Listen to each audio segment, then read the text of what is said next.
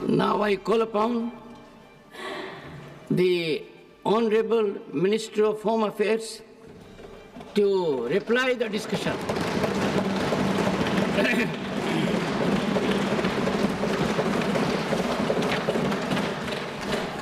धन्यवाद सभापति महोदय।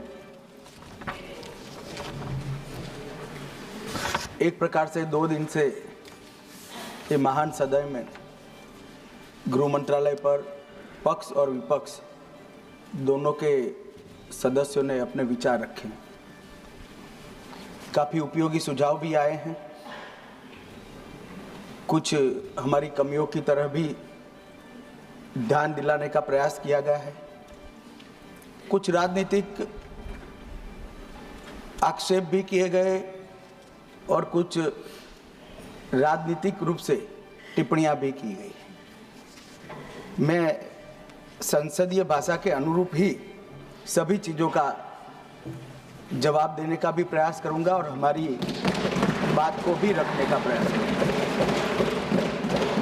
मान्यवर, कुल 21 सदस्यों ने यहाँ पर अपने अपने विचार रखे और एक प्रकार से गृह मंत्रालय के कई सारे कामों के परिमाणों को, डायमेंशंस को छूने का प्रयास किया गया है। सबसे पहले तो मैं देश की आज़ादी के बाद देश की आंतरिक सुरक्षा को और देश की सरहदों को सुरक्षित करने के लिए जो भी स्टेट पुलिस के और सेंट्रल पैरामिलिट्री फोर्सेस के जवानों ने अपना सर्वोच्च बलिदान दिया है, वो हजारों जवानों को मैं मनपूर्वक श्रद्धांजलि देना चाहता हूँ, क्योंकि इनके इस सर्वोच्च बलिदान से ही देश आज़ादी के 76 साल पार कर कर विश्व में अग्रणी भूमिका निभाने के लिए जा रहा है।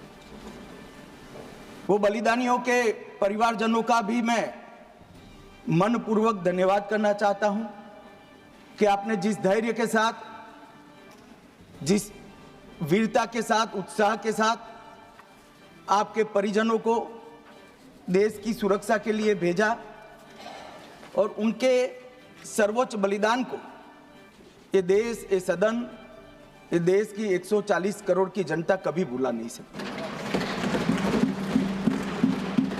मान्यवर, गृह मंत्रालय एक प्रकार से देखा जाए तो बहुत विषम परिस्थिति में काम करता है, क्योंकि कानून और व्यवस्था का जिम्मा हमारे संविधान ने राज्यों पर रखा है। सरहदी सुरक्षा, आंतरिक सुरक्षा, ये सारे विषय गृह मंत्रालय के अंतर्गत आए और ये उचित ही निर्णय है। इसमें कोई बदलाव की जरूरत भी नहीं है।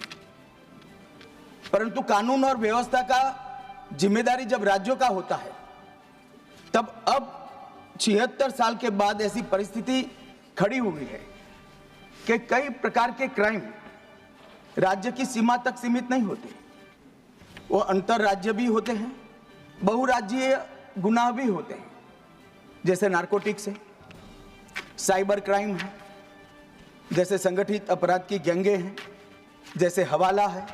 ये सारे अपराध कोई एक राज्य की सीमा में नहीं होते और कई अपराध ऐसे होते हैं जो देश की सीमा के बाहर से भी हमारे देश में किए जाते हैं।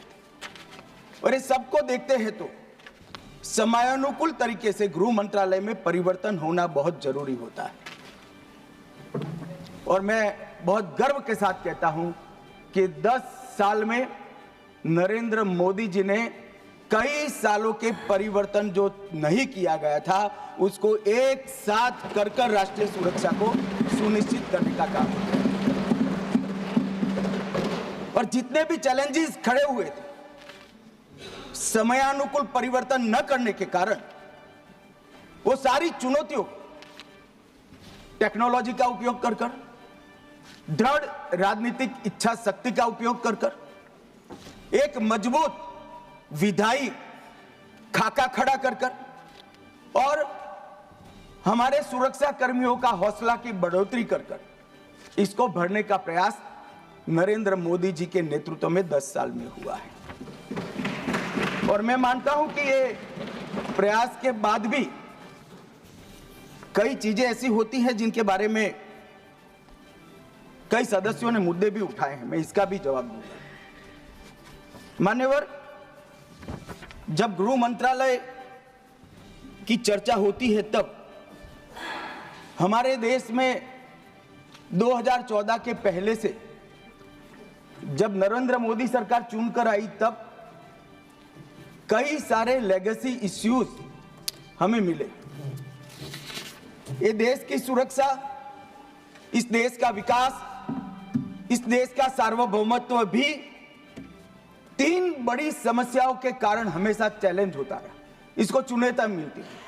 और ये 3 नासूर करीब करीब 4 दशक से देश की शांति में खलल डालते रहे, देश की सुरक्षा पर सवालिया निशान लगाते रहे, देश के विकास के गति को अवरुद्ध करते रहे और देश की पूरी व्यवस्था को कई बार तो हास्यास्पद भी बना दिया।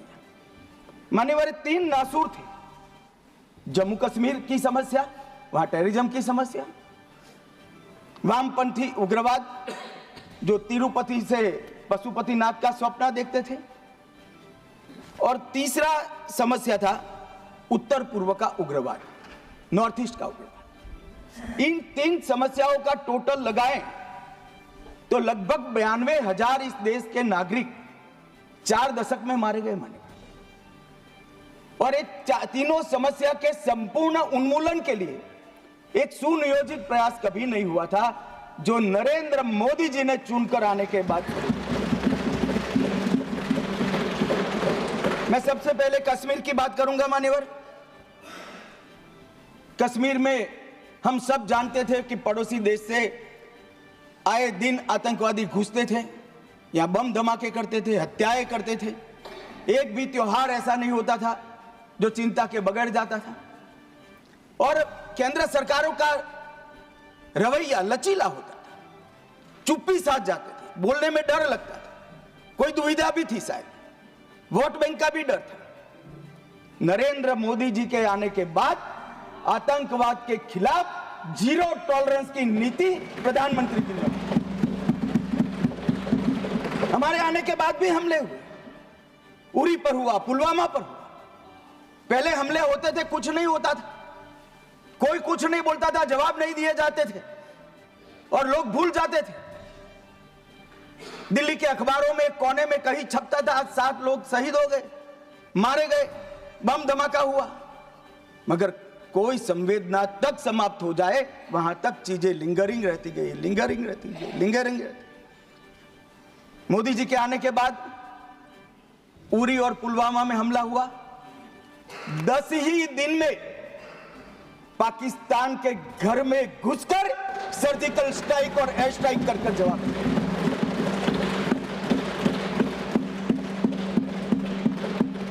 पूरे दुनिया में 2 ही देश ऐसे थे जो अपनी सीमा और सेना की सुरक्षा के लिए हमेशा सम्मान के साथ तत्पर रहते थे, इजराइल और अमेरिका। वो 2 देशों की सूची में मेरे महान भारत का नाम जोड़ने का काम नरेंद्र मोदी, और वहीं से शुरू हुई आतंकवाद के खिलाफ 0 टॉलरेंस की नीति। मान्यवर, हम सब जानते हैं धारा 370 कश्मीर के अलगाववाद का मूल था। हम भी कभी अलग हो सकते हैं, ये भाव के बीच धारा 370 के अंदर डाले गए थे। मगर हमारे संविधान निर्माताओं का भी मैं बहुत मनपूर्वक धन्यवाद करना चाहता हूं, बड़े दूरदर्शी थे। उन्होंने इसको टेम्पररी बनाया था और धारा 370 को हटाने का बीज भी धारा 370 में ही डाल दिया गया। मगर राजनीतिक मजबूरी, वोट बैंक की पॉलिटिक्स, हमारे पुरखों ने धारा 370 डाली है, हम नहीं हटाएंगे, ऐसी जिद धारा 370 को लेकर चलती रही, कई सालों तक चली। और मान्यवर, यही सदन में 5 अगस्त 2019 में मोदी जी ने धारा 370 को समाप्त, हमारे संविधान निर्माताओं का वो स्वप्न कि एक देश में 2 प्रधान, 2 विधान, 2 निशान नहीं होंगे। कैसे हो सकता है? देश में एक ही प्रधानमंत्री हो सकता है, देश का एक ही संविधान हो सकता है और देश का झंडा भी एक हो सकता है। कैसे एक देश में 2 विधान, 2 प्रधान, 2 निशान हो सकते? मगर चलाए गए, सालों तक चलाए गए और 5 और 6 अगस्त 2019 को इस देश में एक विधान, एक प्रधान और एक निशान का नया दौर, और वहीं से शुरू हुआ कश्मीर को हमेशा के लिए भारत के साथ एकरूप करने की प्रक्रिया।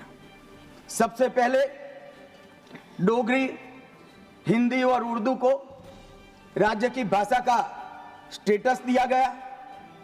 मान्यवर, भ्रष्टाचार रोकने के लिए कोई एंटी करप्शन ब्यूरो की वहां रचना ही नहीं थी, क्योंकि रोकना ही नहीं चाहते थे। इतने सालों के बाद एंटी करप्शन ब्यूरो वहां बना। देश के सारे कानून वहां स्वीकार कर लिए गए, चाहे महिलाओं के अधिकार का हो, दलितों के अधिकार का हो, आदिवासियों के अधिकार का हो, बच्चों के अधिकार का हो, ये सारे कानून वहां स्वीकार कर लिए गए। पठानकोट से एक नाका परमिट रखी गई थी, एक भाव खड़ा करने के लिए कि देश के हिस्से में आप नहीं जा रहे हो। पठानकोट की नाका परमिट को नरेंद्र मोदी जी ने समाप्त कर दिया और नया दौर शुरू हुआ, लोकतंत्र का, खुशहाली का, विकास का। आज ये कहते हैं क्या परिवर्तन आया है? मैं ध्यान से सुन रहा था, धैर्य न रहे ऐसे उकसाते थे, मगर मैं जवाब जरूर दूंगा। क्या परिवर्तन आया था? सुन लीजिए। 33 साल से आपके शासन में रात्रि के सिनेमा हॉल नहीं खुलते थे, सिनेमा हॉल ही नहीं खुलते थे हमारे शासन में। वहां 34 साल से मरहूम के जुलूस का, ताजिया का परमिशन नहीं था, हमारे समय में दिया गया। G20 की बैठक में दुनिया भर के डिप्लोमेट्स वहां शांति से गए, कश्मीर की संस्कृति, संगीत, खाना और कश्मीर की खूबसूरती को एंजॉय कर कर वो अपने अपने देश में वापिस गए। मान्यवर, इस देश में लाल चौक पर तिरंगा फहराने के लिए हम सब भी गए थे। प्रधानमंत्री और हमारे तत्कालीन राष्ट्रीय अध्यक्ष मुरली मनोहर जी के नेतृत्व में कन्याकुमारी से कश्मीर यात्रा निकली थी। यहां से बहुत सारे लोग उसमें होंगे। मुझे मालूम है मान्यवर, हमें परमिशन नहीं मिल रही थी लाल चौक जाने की। जब जीत किया गया कि हम जाएंगे, जो भी परिणाम आए, सेना की रक्षा में वहां जाना पड़ेगा और आनंद फानन में ध्वजवंदन कर कर वापस आना पड़ा।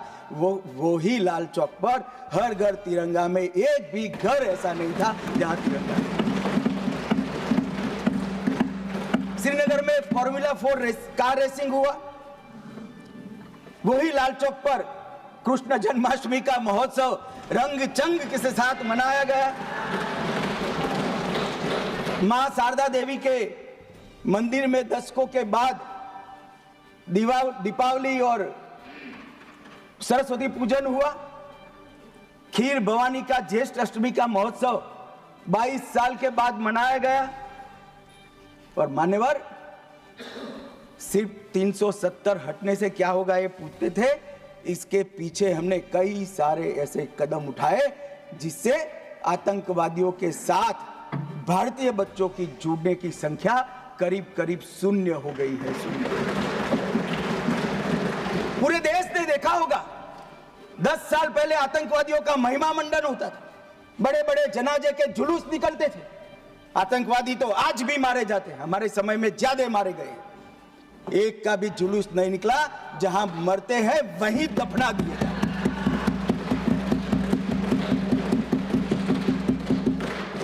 कोई आतंकवादी बन जाता था, उनके परिवारजन बड़े शौक से सरकारी नौकरी करते थे, तंत्र चलाते थे।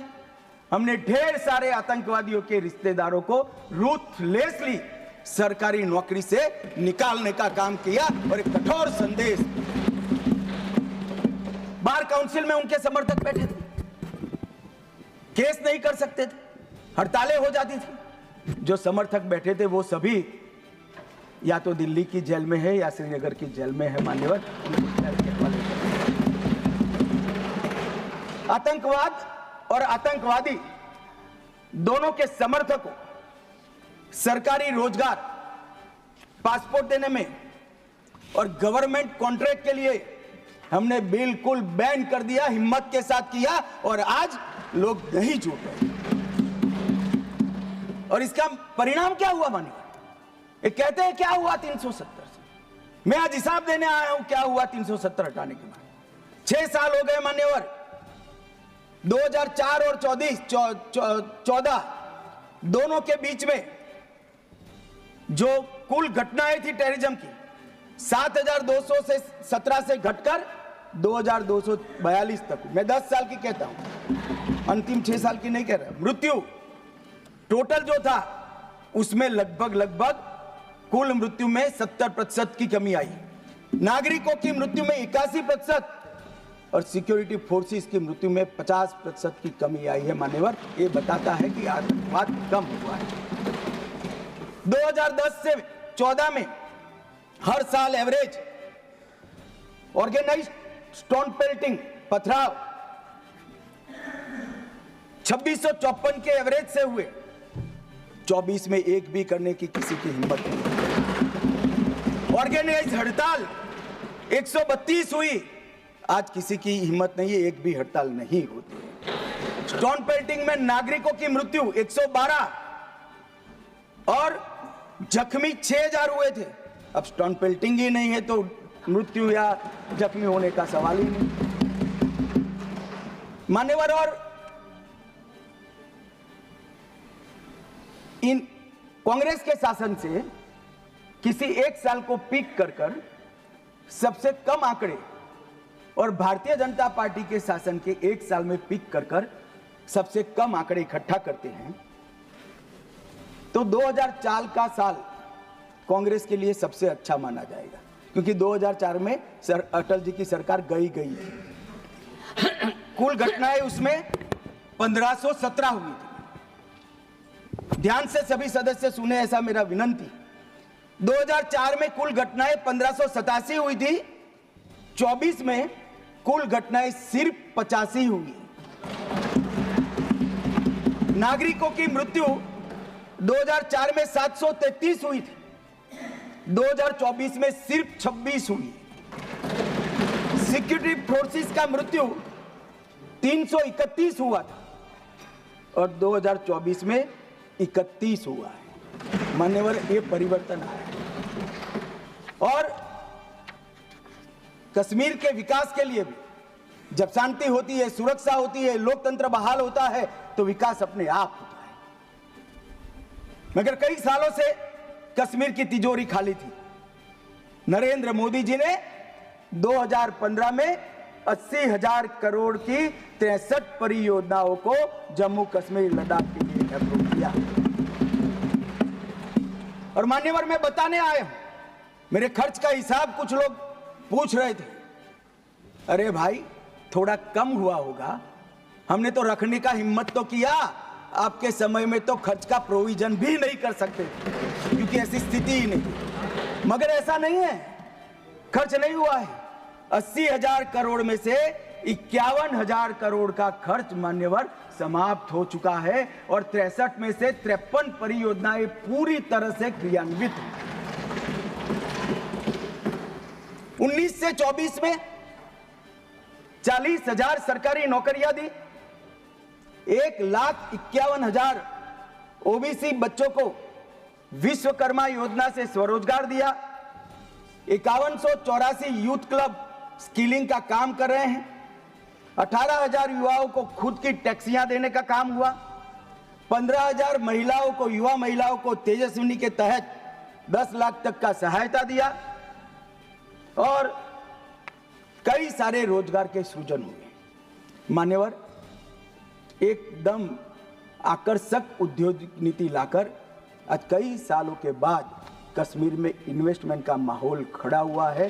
12,000 करोड़ का इन्वेस्टमेंट जमीन पर उतरा है, 12,000 करोड़ का इन्वेस्टमेंट जमीन पर उतरा है और 1,10,000 करोड़ के एमओयू अभी क्रियान्वयन है। पूरे 70 साल में मान्यवर 14,000 करोड़ का इन्वेस्टमेंट आया था, ये 10 साल में 12,000 करोड़ के इन्वेस्टमेंट का उत्पादन शुरू हो चुका है। पर्यटन फिर से शुरू हो गया, परवान भी चढ़ा। 2023 में 2 करोड़ 11 लाख पर्यटक, आजादी के बाद सबसे ज्यादा पर्यटक मेरे जम्मू कश्मीर। पर्यटन के क्षेत्र में 250 करोड़ का निजी निवेश हुआ है। डल झील पर वितस्ता महोत्सव मनाया गया। डल झील में क्रूज बोट का शुभारंभ किया गया और यहां पर लोकतंत्र की दुहाई देते हैं। उनके शासन में मान्यवर पूरे कश्मीर में लोकतंत्र के नाम पर 90 विधायक और 6 सांसद हुआ करते थे। इतने बड़े कश्मीर में जनप्रतिनिधि, 90 विधायक और 6 सांसद। अब 34,262 जनप्रतिनिधि चुने हुए कश्मीर में हैं। ग्राम पंचायत भी है, तहसील पंचायत भी है, जिला पंचायत भी है, म्यूनिसिपैलिटी है, म्यूनिसिपल कॉर्पोरेशन भी है, विधानसभा भी है और संसद सदस्य भी है। 370 की आड़ में इसको बंद कर रखा। चिट्ठियों से जनप्रतिनिधि बनते थे, अब चुन कर आते हैं मान्यवर। और ब्लॉक विकास परिषद के चुनाव में 98.3% मतदान हुआ। अभी लोकसभा का चुनाव हुआ 2024 में, एक भी गोली नहीं चली। गोली छोड़ो साहब, बूथ के रैगिंग की एक भी फरियाद भी नहीं हुई है पूरे जम्मू कश्मीर। एक जमाने में दिल्ली से गए हुए आका सिर्फ सर्टिफिकेट विजेता का लेकर जाते थे, जनता घरों में दरी की दरी बैठ जाते। आज 98% लोग वोट डालते हैं और एक भी बूथ के रैगिंग की फरियाद भी नहीं होती है, गोली भी नहीं चलती है, धमाका भी। कश्मीर के अंदर लोकतंत्र की नींव पहली बार डालने का काम किया तो इतिहास में सम्मान हमारे प्रधानमंत्री श्री नरेंद्र मोदी। संसद ने भी जब राष्ट्रपति शासन रहा कई महत्वपूर्ण बिल पारित किए। पहली बार पिछड़ा वर्ग को ओबीसी नामकरण किया गया। विधानसभा में महिलाओं का 1/3 आरक्षण किया गया। पंचायतों में पहली बार ओबीसी आरक्षण किया गया है। वाल्मीकियों को पहली बार दलित आरक्षण का फायदा मिला। एसटी में कोली, पद्दारी, जनजाति, पहाड़ी, ये सारे समूहों को, गुर्जरों को जोड़ने का काम भी हमने किया। गुर्जर बकरवाल भाइयों के लिए 10% अलग आरक्षण दिया और कश्मीरी पंडितों के विस्थापित को भी 2 सीट का रिजर्वेशन देने का काम ये भारतीय जनता पार्टी की सरकार है। मान्यवर विकास, आज जम्मू विजयपुरम में 1600 करोड़ का एम्स है। अवंतीपुरा में 1828 करोड़ से बन रहा है। आईआईटी जम्मू में, आईआईएम जम्मू में, निप श्रीनगर में है। मेडिकल कॉलेज पहले 4 थे, अब 15 है। नर्सिंग कॉलेज 15 और बनी है। एमबीबीएस की सीटें 500 थी, इसमें 800 हमने जोड़ी है और पीजी की सीटें 667 थी, उसमें 297 नई जोड़ी गई। और नर्सिंग की सीटें मान्यवर 220 थी, इसको 2000 करने का काम भारतीय जनता पार्टी। और दुनिया देखती रह जाए। दुनिया के कई लोग उसको इंजीनियरिंग एडवेंचर मानते हैं। ऐसे इंफ्रास्ट्रक्चर के काम भी जम्मू कश्मीर में हुए। 9.25 किलोमीटर की बनिहाल सुरंग बनी। विश्व का सबसे बड़ा रेल ब्रिज चिनाब नदी पर जम्मू कश्मीर में बना। रेल नेटवर्क को उधमपुर, श्रीनगर, बारामुल्ला रेल लिंक से घाटी तक पहुंचाया गया। जोजिला सुरंग, जैडमोर सुरंग और मजबूती से हमारे इंफ्रास्ट्रक्चर को मजबूत करेगी। भारतीय सेना की रसद को भी क्षतिपूर्ति करेगी। जम्मू के लिए सेमी रिंग रोड बनाया। अखनूर पुंछ सड़क निर्माणाधीन है और 11,000 सर्किट किलोमीटर की नई एचटी लाइनें डालने का काम भी मान्यवर जम्मू ये हिसाब मांगते हैं। क्या हुआ 370? साहब हिसाब तो इनको दिया जाता है, नजारा तो उनको दिखाया जा सकता है जिनकी नजरें साबुत हो। जो काला चश्मा पहनकर आंखें मूंद कर बैठते हैं उसको विकास नहीं दिखा सकते। किसी सदस्य ने ठीक ही कहा था, पैदल यात्रा निकाली, कश्मीर तक गए,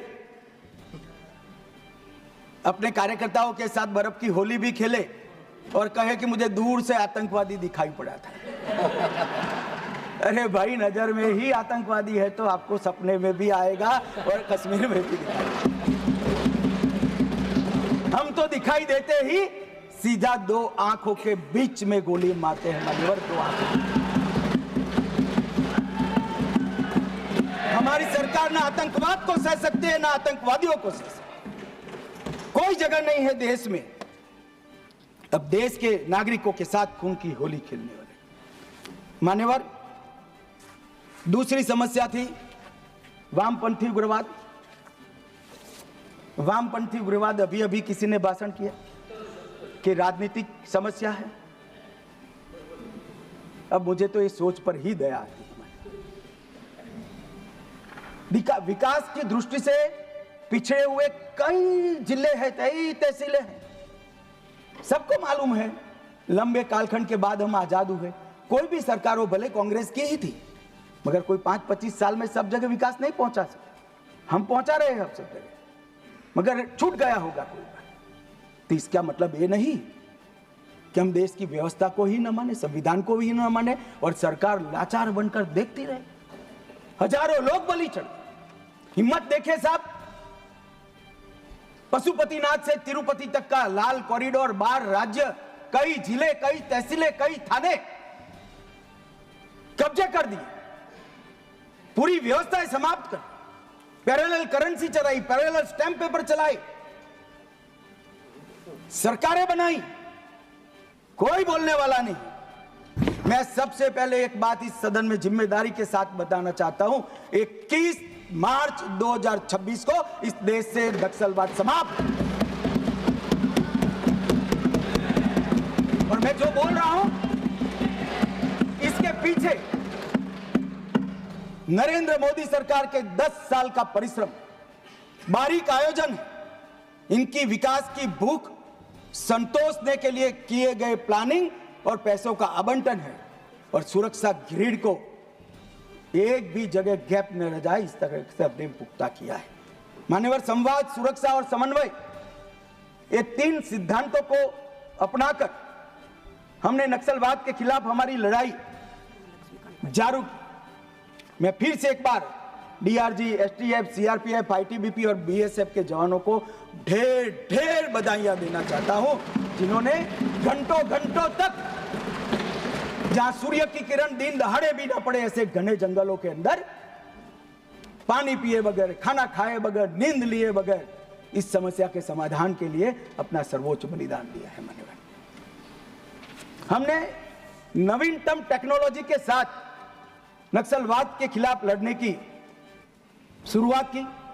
लोकेशन ट्रेनिंग, मोबाइल फोन की गतिविधियां, साइंटिफिक कॉल लॉग्स का एनालिसिस, सोशल मीडिया का एनालिसिस, इनकी कुरियर सर्विस का रेखांकन, इनके परिवारों की आवाजाही का रेखांकन, और ये सब एकत्रित कर हमने हमारे सुरक्षा बलों को इंफॉर्मेशन से लैस करने का काम किया। ड्रोन सर्वेलेंस, सैटेलाइट इमेजिंग, ये दोनों का आर्टिफिशियल इंटेलिजेंस के साथ मिलकर सॉल्यूशन निकाला, नतीजे निकाले और इसके आधारित डेटा एनालिसिस कर हमने सटीक जगहों से हमारे सुरक्षा बलों को लैस किया, जिसके आधार पर उन्होंने काम किया। मान्यवर, इसमें भी मैं कांग्रेस के शासन और हमारे शासन का कंपैरिजन देना चाहता हूं। कोई ऐसा ना समझे कि मैं कांग्रेस का क्यों दे रहा हूं। 10 साल के बाद मेरी जगह कोई और भाजपा का गृह मंत्री आएगा तो आपका नहीं देगा, हमारा और हमारा करेगा। हमारे पहले आप थे इसलिए आपका कर रहा हूं भैया। 2004 से 14 कांग्रेस की सरकार थी, हिंसक घटनाएं हुई थी 16,463 और 53% इसमें कमी आई। सुरक्षा बल मारे गए थे 1851, अब 10 साल में मारे गए 509, 73% की कमी। और नागरिकों की मृत्यु 4,766 से कम होकर 1495, 70% की कमी।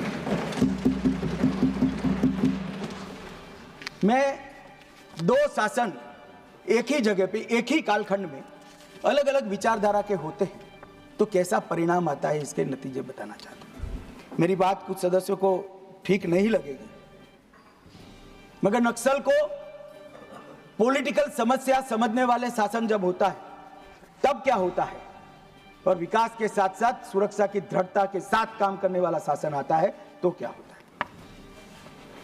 2023 दिसंबर में छत्तीसगढ़ में शासन बदला भाजपा की सरकार। इसके बाद मान्यवर एक ही साल में 380 नक्सली मारे गए, इसमें कल के 30 जोड़ना बाकी। 1045 और 1194 गिरफ्तार हुए और 1045 सरेंडर कर गए और टोटल 2619 संख्या में कमी आई मान्यवर, 2619। और ये सब करने में सुरक्षा बलों की हताहत 26 है, 26। मान्यवर एक उदाहरण है, यही छत्तीसगढ़ था, यही पुलिस थी, यही सीआरपीएफ थी, यही भारत सरकार थी, सिर्फ वहां सरकार कांग्रेस की। भाजपा सरकार आई, एक ही साल के अंदर 2619 नक्सलियों की फौज या तो सरेंडर कर गई, या तो अरेस्ट हुई, या तो मारे गए।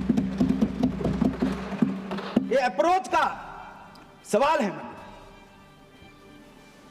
मान्यवर, सुरक्षा की ग्रिड मजबूत करने का सवाल। कांग्रेस के शासन में कुल 2014 तक 66 फोर्टिफाइड पुलिस स्टेशन थे, इसमें से 32 अटल जी की सरकार में बोले थे, और मोदी सरकार ने 10 वर्ष में 66 के बनाम 612 फोर्टिफाइड पुलिस स्टेशन बनाए। मोस्ट इफेक्टेड नक्सल जिले, इसकी एक व्याख्या है, कांग्रेस ने ही बनाई, हमने स्वीकारी। 2014 में 126 थे, अब उसमें से 12 बचे हैं, और मैं कह चुका हूं 31 मार्च 26 को मैं शून्य लेकर यहां हूं।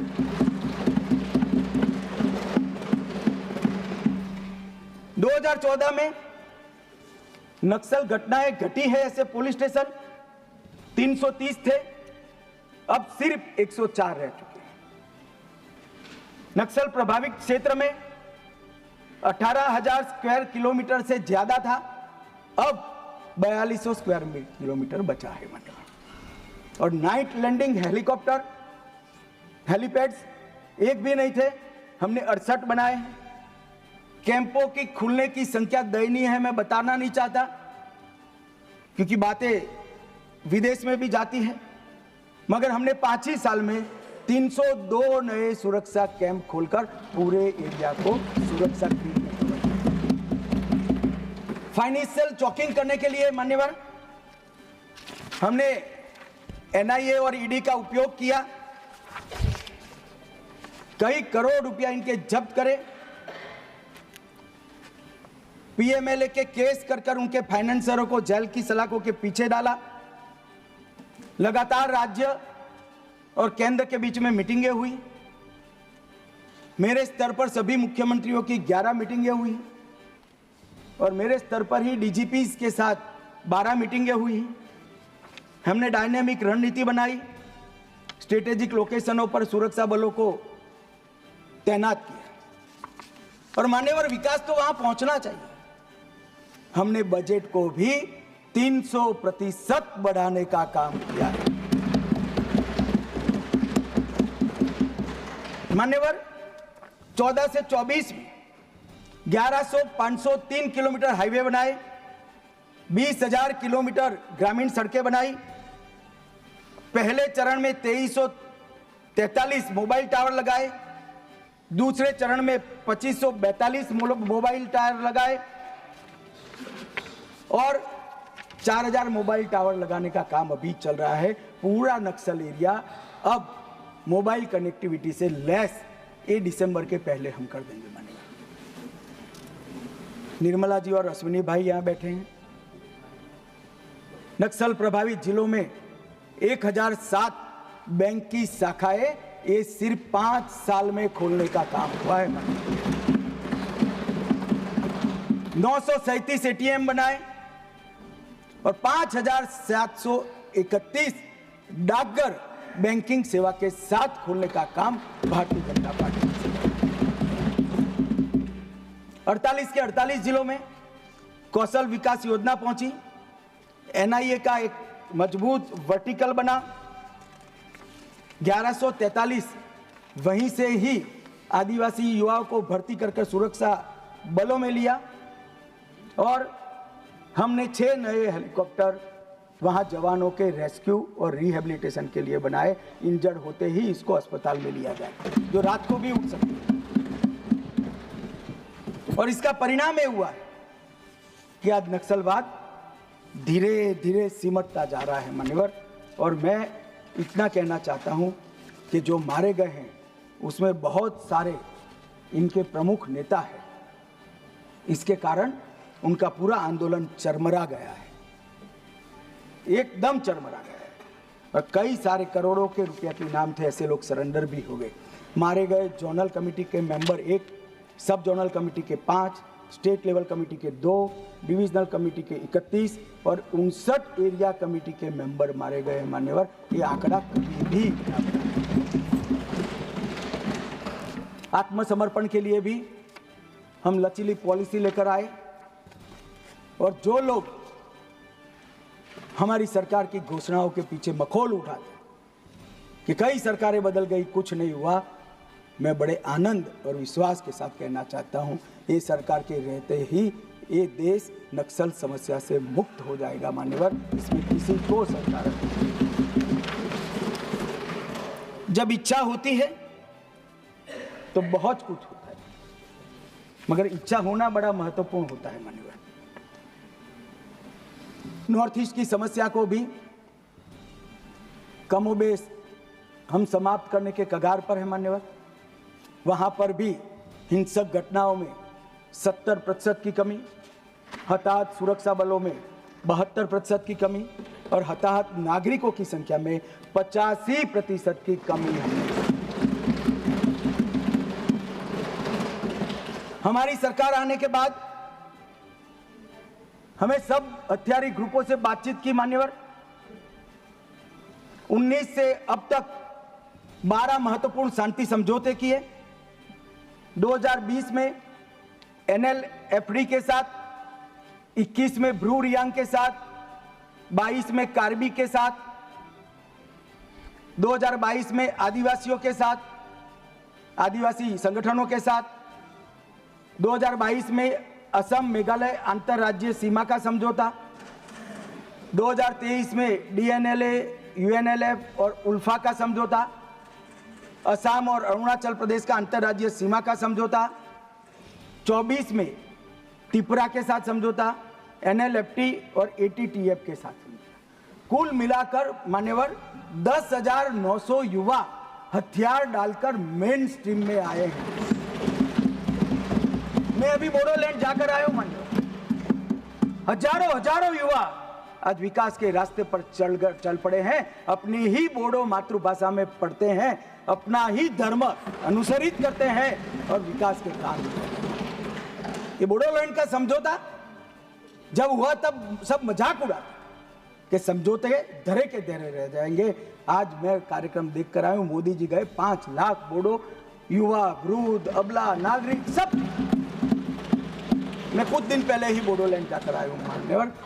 परिस्थिति बदल गई है। आसाम के अंदर 5 लाख करोड़ का इन्वेस्टमेंट का MOU होता है। एक आसाम के अंदर इंडस्ट्री एक जमाने में स्वप्न माना जाता था, आज वहां पर शांति है मान्यवर। अब सपा की परिधि को भी 70% तक हमने कम कर दिया है और मान्यवर ब्रू पुनर्वास समझौता जो है, मैं सदन का ध्यान जरूर देना चाहता हूं, क्योंकि अपने ही देश में मिजोरम से भागकर त्रिपुरा में बिल्कुल दयनीय जीवन जीने वाले अपने ही आदिवासी भाई थे। एक घर में, एक झोंपड़ी में, घर तो क्या होता है, एक झोंपड़ी में 18 लोगों का परिवार रहता था मान्यवर। और राहत के नाम पर यहां से पर व्यक्ति 2 किलो चावल जाता था। हमने सबके सब 37,000 ब्रू रियांग परिवारों को 150 यार्ड का घर दिया, एक सामुदायिक भवन दिया, स्कूल दी, हेल्थ केयर का एक पास में ही दवाखाना दिया और सभी घरों से 2 युवाओं को स्किलिंग कर आज उनको स्वरोजगार की दिशा में आगे बढ़ा रहे हैं। मैं 8 महीने पहले वही क्षेत्र को देखकर आया हूं जो मैंने 5 साल पहले देखा था। आसमान जमीन का फर्क। और सारे ब्रू रियांग भाई दोनों हाथ जोड़ जोड़कर अपने ईश्वर से नरेंद्र मोदी को दुआ देते थे, मांगते थे कि भगवान भला करे। ये 6,935 परिवार, 37,584 लोग, उनको नर्क के जीवन से बाहर निकालने का काम नरेंद्र मोदी सरकार ने किया। ये जो कहते हैं ना संवेदनशीलता चाहिए, संवेदनशीलता क्या होती है थोड़ा समय निकालकर ये ब्रू भाई के घर पर जाकर एक चाय पीकर आइए तो मालूम पड़ेगा संवेदनशीलता क्या होती है। मान्यवर, हमने विकास के बजट में भी 153% की वृद्धि की। तेल मिशन, बांस मिशन, जैविक खेती और अंडा, मच्छी और दूध में नॉर्थ ईस्ट का इंडिविजुअल 8 राज्य आत्मनिर्भर हो ऐसी कार्य योजना बनाकर हमने समृद्धि के रास्ते खोले। मान्यवर, 17 विद्युत परियोजनाएं, 40 जल आपूर्ति, 44 शिक्षा की, 43 स्वास्थ्य की, 7 खेल की और 4 पर्यटन की नई परियोजनाएं 70% भारत सरकार के बजट से गई। रेलवे में 81,900 करोड़ का इन्वेस्टमेंट, सड़क में, हाईवे में 41,500, ग्रामीण सड़क में 47,000 और 64 नए एयर रूट और हेलीकॉप्टर रूट को शुरू कर एयर कनेक्टिविटी को भी हमने पुख्ता किया। इससे मान्यवर दिल्ली और नॉर्थ ईस्ट का भौतिक अंतर तो कम हुआ है, ये तो एक सिद्धि है ही है, परंतु इससे बड़ी सिद्धि है मोदी जी ने दिल्ली और नॉर्थ ईस्ट के दिलों का अंतर भी कम कर दिया। मान्यवर, आज सबको लगता है कि हम भारत का हिस्सा है। वाइब्रेंट विलेज के तहत अकेले अरुणाचल में 4800 करोड़ रुपया भारत सरकार ने इन्वेस्ट किया है। चोटियों पर बसे गांव जो मानते थे कि हम भारत का अंतिम गांव है, मोदी जी ने एक बड़े सरल शब्द से भारत के अंतिम गांव को भारत का पहला गांव देख लिया। मैं किबुत्ज में गया था, भाई किरण भी मेरे साथ। पहला गांव कहते ही जो नई ऊर्जा का संचार मैंने वो चोटियों पर रहते हुए हमारे नागरिक भाइयों के मन में देखा है, शरीर में देखा है और उनके उत्साह में देखा है, मान्यवर, वो अवर्णनीय था। और ये सारी सिद्धियां ऐसे नहीं आती, दृढ़ राजनीतिक इच्छा शक्ति चाहिए। वोट बैंक की चिंता करे बगैर कठोर फैसले लेने का मादा चाहिए और देश की समस्या ही का निवारण ही अपना लक्ष्य है, इस दृष्टि से काम करने की नीति चाहिए। इसके साथ साथ मोदी जी ने आतंकवाद के खिलाफ जीरो टॉलरेंस को धार देने के लिए कानूनी आधार भी बड़ा मजबूत किया। 2 अगस्त 2019 में एनआईए एक्ट में संशोधन कर नए अपराधों को समाये, विदेश में भी जांच का अधिकार मिला, यूएपीए में भी संशोधन कर दिया गया, आतंकवादियों की संपत्ति जब्त करने का हमें अधिकार मिला, व्यक्तियों को भी आतंकवादी घोषित करने का अधिकार मिला, डी रेडिकलाइजेशन के प्रयासों को भी कानूनी ताकत देने का काम हुआ। मैक को रिवैम्प किया गया। मैक के अंदर साइबर सुरक्षा, narco terrorism, gun running, organize crime और उभरते हुए कट्टरवादी हॉटस्पॉट मैक के रिपोर्टिंग का हिस्सा बनाए गए। नेशनल मेमोरी बैंक बनाया गया और नए जो संशोधन करे, मुझे बरोबर याद है कि दिग्विजय जी कहते थे इसका दुरुपयोग हमारे सामने होगा। दिग्विजय जी, आपके सामने नहीं हुआ। जब मैं एनआईए का संशोधन लेकर आया तब मुझे बरोबर याद है दिग्विजय सिंह कि इसका दुरुपयोग होगा, आपके सामने नहीं हुआ। हमने 57 आतंकवादियों को आतंकवादी घोषित किया, जिसने देश की सर्वोच्च अदालत ने मान्यता दी। 23 संगठनों को मान्यता, हमने अनलॉफुल एसोसिएशन घोषित की। और मैं आज गर्व के साथ कह रहा हूं 19 से 24 के बीच में हुर्रियत के सबसे सीरियस टाइप के 14 ऑर्गेनाइजेशन आज 14 के 14 बैन कर दिए गए। मान्यवर, हुर्रियत का अस्तित्व नहीं। जिस हुर्रियत के साथ एक जमाने में बातचीत करते थे, पाकिस्तान के बातचीत करने के लिए मीडिएटर बनाया था, आतंकवादी संगठनों से बातचीत करने के लिए, वो हुर्रियत को हमने समाप्त कर दिया जमीन के अंदर गाड़ने।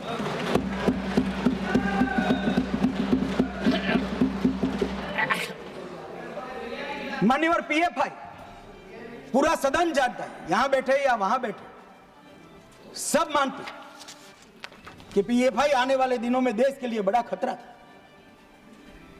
मगर जो खतरों को दूर से नहीं देखते वो देश को खतरों से नहीं बचा सकते। मुक्त दर्शक बनकर, मुक्त प्रेक्षक बनकर खतरों को देख नहीं रहे। जिनके हाथ में शासन की कमान होती है, इनकी जिम्मेदारी होती है खतरों को दूर से देखकर उसको उगने से पहले, उठने से पहले समाप्त कर देना। हमने पीएफआई पर बैन लगाया। एक साथ देश के 24 राज्यों में रेड डालकर पीएफआई के एक एक बंदे को उठाकर जेल की सलाखों के आज संपूर्ण गतिविधि समाप्त हो गई। कुछ लोग पंजाब में भी बिंडरान वाले बनने का प्रयास भी किया, आगे भी बढ़े। सरकार हमारी नहीं थी, फिर भी यही गृह मंत्रालय ने दृढ़ निश्चय कर आज वो असम की जेल में आराम से गुरु ग्रंथ साहब का पाठ। ये नरेंद्र मोदी सरकार, इस सरकार के रहते देश पर खतरे राजनीतिक आइडियोलॉजी के कारण पनपने हम नहीं देंगे। उनको खड़ा होने से पहले ही समाप्त कर दिया जाए। मान्यवर, एक जमाने में आतंकवादियों का लिस्टिंग से उनका मृत्यु या अरेस्ट तक का आयुष्य 2 साल और 3 महीना था। आज कुछ दिनों का बच गया है, कुछ दिनों का। हमने 15 सूत्रीय इंटीग्रेटेड योजना बनाई जिसमें जिहादी आतंकवाद के लिए नॉन प्रॉफिट ऑर्गेनाइजेशन और हवाला, इस पर तवाई की। वामपंथी उग्रवाद, कश्मीरी उग्रवाद, कश्मीर के अंदर उग्रवाद, fake Indian currency note, narcotics, narco terror का लिंक, खालिस्तान समर्थक उग्रवाद, रेडिकलाइजेशन के प्रयास, फाइनेंसिंग और अवैध हथियारों की तस्करी। ये 25 के 25 आयामों को हमने एनआईए के अंदर जकड़कर कानूनी आधार देकर इन पर कानून का शिकंजा कसने का काम किया। ह्यूमन ट्रैफिकिंग का देश की सुरक्षा के विरुद्ध उपयोग, साइबर आतंकवाद, विस्फोटक पदार्थ अधिनियम का उपयोग, आर्म्स एक्ट में अमेंडमेंट, और ये सभी को एनआईए के दायरे में लाने का काम। एक संपूर्ण सर्कल हमने पूरा किया है जहां से भी देश की सुरक्षा के खतरा हो सकता था, वो 25 की 25 चीजों को एक सर्कल में लाकर एनआईए के अधीन किया है। और मान्यवर, एनआईए में 1244 पद हमने सृजित किए, 16 नए ब्रांच खोले, 2 नए जोनल कार्यालय खोला गया। इसके साथ साथ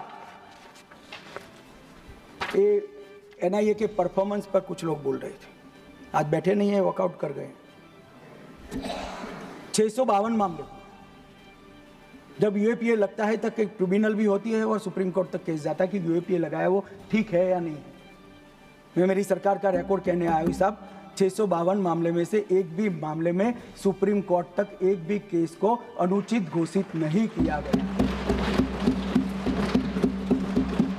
ये 652 मामलों में से 516 में चार्जशीट दायर करे गए, 157 मामलों में जजमेंट्स आ गया है और 150 मामलों में सजा दी गई है। मान्यवर, 95% दोषी। दुनिया भर की टेरर एजेंसी के बीच में एनआईए का दोष सिद्धि का दर, मैं गर्व से इस सदन को कहना चाहता हूं, सबसे ऊंचा है, सबसे हाईएस्ट। हमने एनआईए को अब डीआरडीओ के साथ समझौता कराकर केमिकल, न्यूक्लियर, बायोलॉजिकल, टेररिज्म के मामले के लिए भी तैयारी शुरू की है। एनआईए के अधिकारों को अंतर्राष्ट्रीय एक्सपोजर देने के लिए एग्रीमेंट भी किए हैं और एनआईए और सेंट्रल फॉरेंसिक साइंस लेबोरेटरी के साथ एक अनुबंध कर सीएसएफएल में टेररिज्म के खिलाफ भी एक नया वर्टिकल हमने शुरू करने का काम किया है। मान्यवर, हमने इसके साथ साथ मैक को भी सुदृढ़ किया है। मैक में मोदी जी की सरकार आने के बाद काउंटर टेररिज्म की एक अलग व्यवस्था की गई। 72,000 रिपोर्ट उसमें जनरेट हुए हैं और मैंने भी समीक्षा की है मान्यवर। और ये जानकारी को गोपनीय रखने के लिए इसको एक बहुत अच्छे कम्युनिकेशन चैनल से जिले तक, पुलिस स्टेशन तक पहुंचाने की सुरक्षा भी, व्यवस्था भी इस 10 साल के अंदर ही मान्यवर खड़ी हुई। और नेट ग्रिड के माध्यम से कई सारे आरोपियों को पकड़ने के लिए 35 से ज़्यादा डेटा को एक ही जगह पे एकत्रित कर ये लड़ाई को हमने और पुख्ता किया है। मान्यवर, कुछ सदस्यों ने ड्रग के लिए अपनी चिंता व्यक्त की। मैं भी मानता हूँ ये बहुत गंभीर समस्या है, मगर इस सदन को और सदन को माध्यम से देश को मैं बताना चाहता हूँ मान्यवर, आपके माध्यम से मैं इस सदन को और सदन के माध्यम से देश को बताना चाहता हूँ कि लड़ाई अकेली सरकार नहीं लड़ सकती। ये लड़ाई लड़ने के लिए हमने ढेर सारे प्रयास किए। मैं परिणाम भी बताता हूँ, प्रयास भी बताता हूँ, मगर दुख होता है कुछ सदस्य आंकड़ों को विकृत तरीके से यहाँ वर्णित करते हैं। मैं इस बात पर खैर बाद में आता हूँ। हमने एक त्रिकोणीय एक्शन प्लान बनाया है। ड्रग की सप्लाई चेन पर रुथलेस अप्रोच के साथ हमला करना, डिमांड रिडक्शन के लिए एक स्ट्रेटेजिक अप्रोच अपनाना और हार्म रिडक्शन के लिए ह्यूमन अप्रोच करना। हमारी सरकार की नीति है, जो ड्रग लेता है वो तो ये समस्या का विक्टिम है। गुनहगार कौन है? गुनहगार ड्रग का व्यापार करने वाला है मान्यवर। इस पर ये हमारा है। हमने whole of government, whole of nation approach अपनाया है। गृह विभाग, वित्त विभाग, शिक्षा विभाग, आरोग्य विभाग, समाज कल्याण विभाग, सभी राज्य सरकारें सभी साथ में रहकर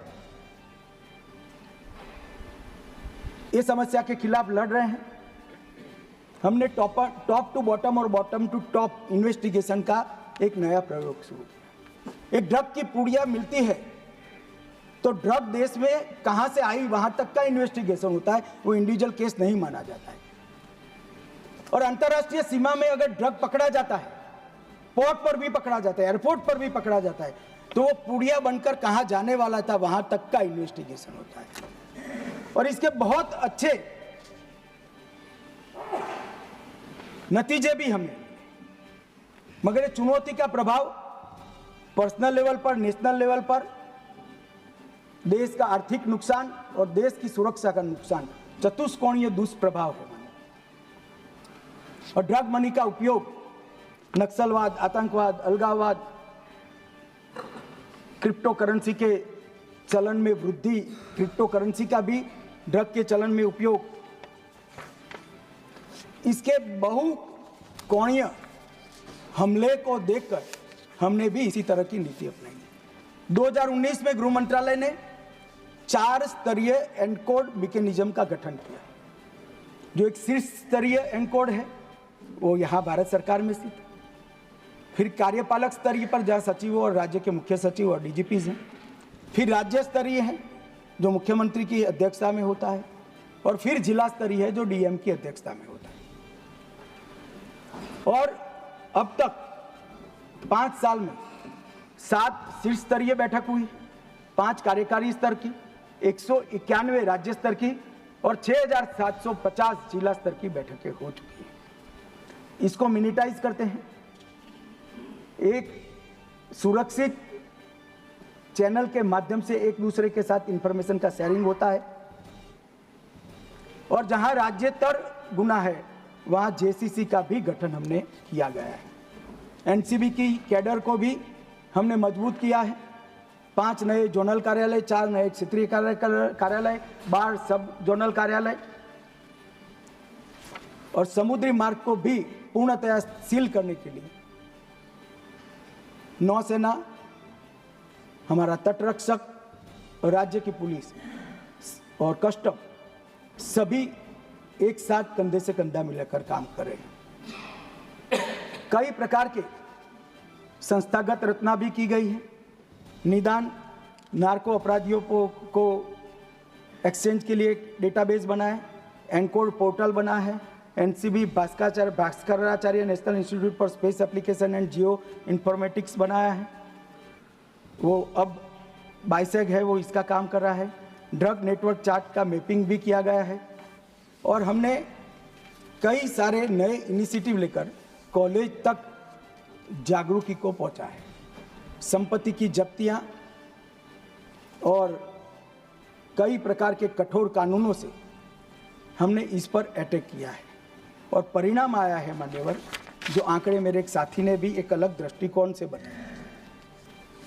मगर मैं अप्रोच में बदलाव सरकारें बदलने के साथ कैसे होता है वो बताना चाहता हूँ। अंतर्राष्ट्रीय स्तर पर हमारे पड़ोस के 2 एरिया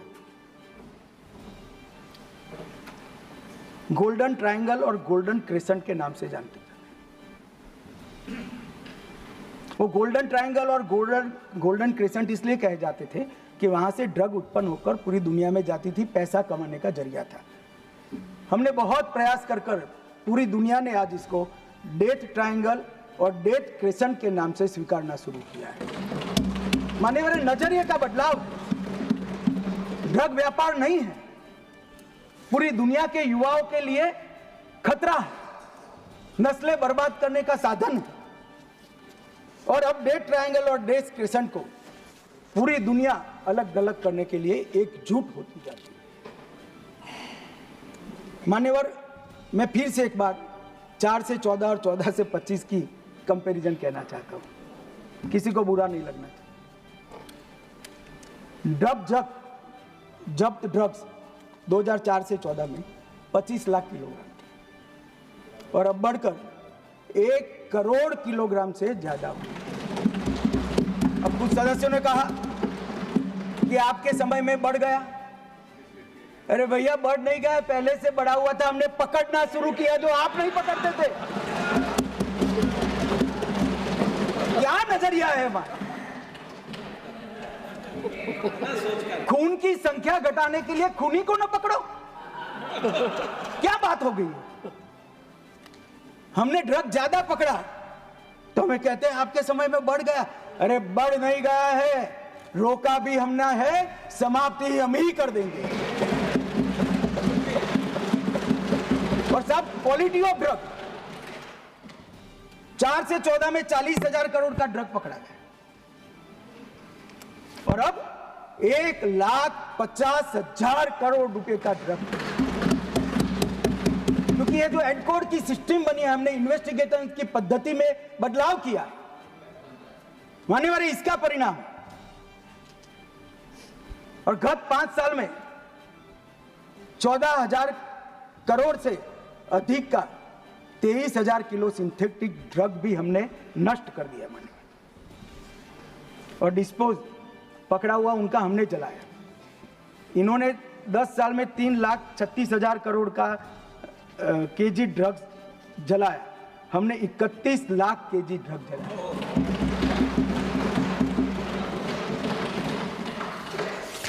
हमने टोटल देश भर में 72 लेबोरेटरी सिंथेटिक ड्रग बनाने की, पहले एक भी नष्ट नहीं हुई, 4 से 4, हमने 72 लेबोरेटरी को पकड़कर नष्ट करने का काम किया है इनकी संपत्तियों को। अफीम की विनिष्टीकरण एकड़ में मैं आंकड़ा कहता हूं, पहले मैक्सिमम आंकड़ा 300 एकड़ था आपके जमाने में। 2020 में 10,700 एकड़, 21 में 11,200 एकड़, 22 में 13,700 एकड़, 23 में 31,000 एकड़ और 24 में जून तक 10,000 एकड़। पहले 300 एकड़ से बढ़ता नहीं था। हमने ड्रोन का उपयोग कर सैटेलाइट का उपयोग कर अफीम की खेती को नष्ट किया है। अफीम ही नष्ट कर देते हो तो न बचेगा बांस, न बनेगी बांसुरी। मान्यवर, ड्रोन, सैटेलाइट और आधुनिक तकनीकों का हमने उपयोग भी किया है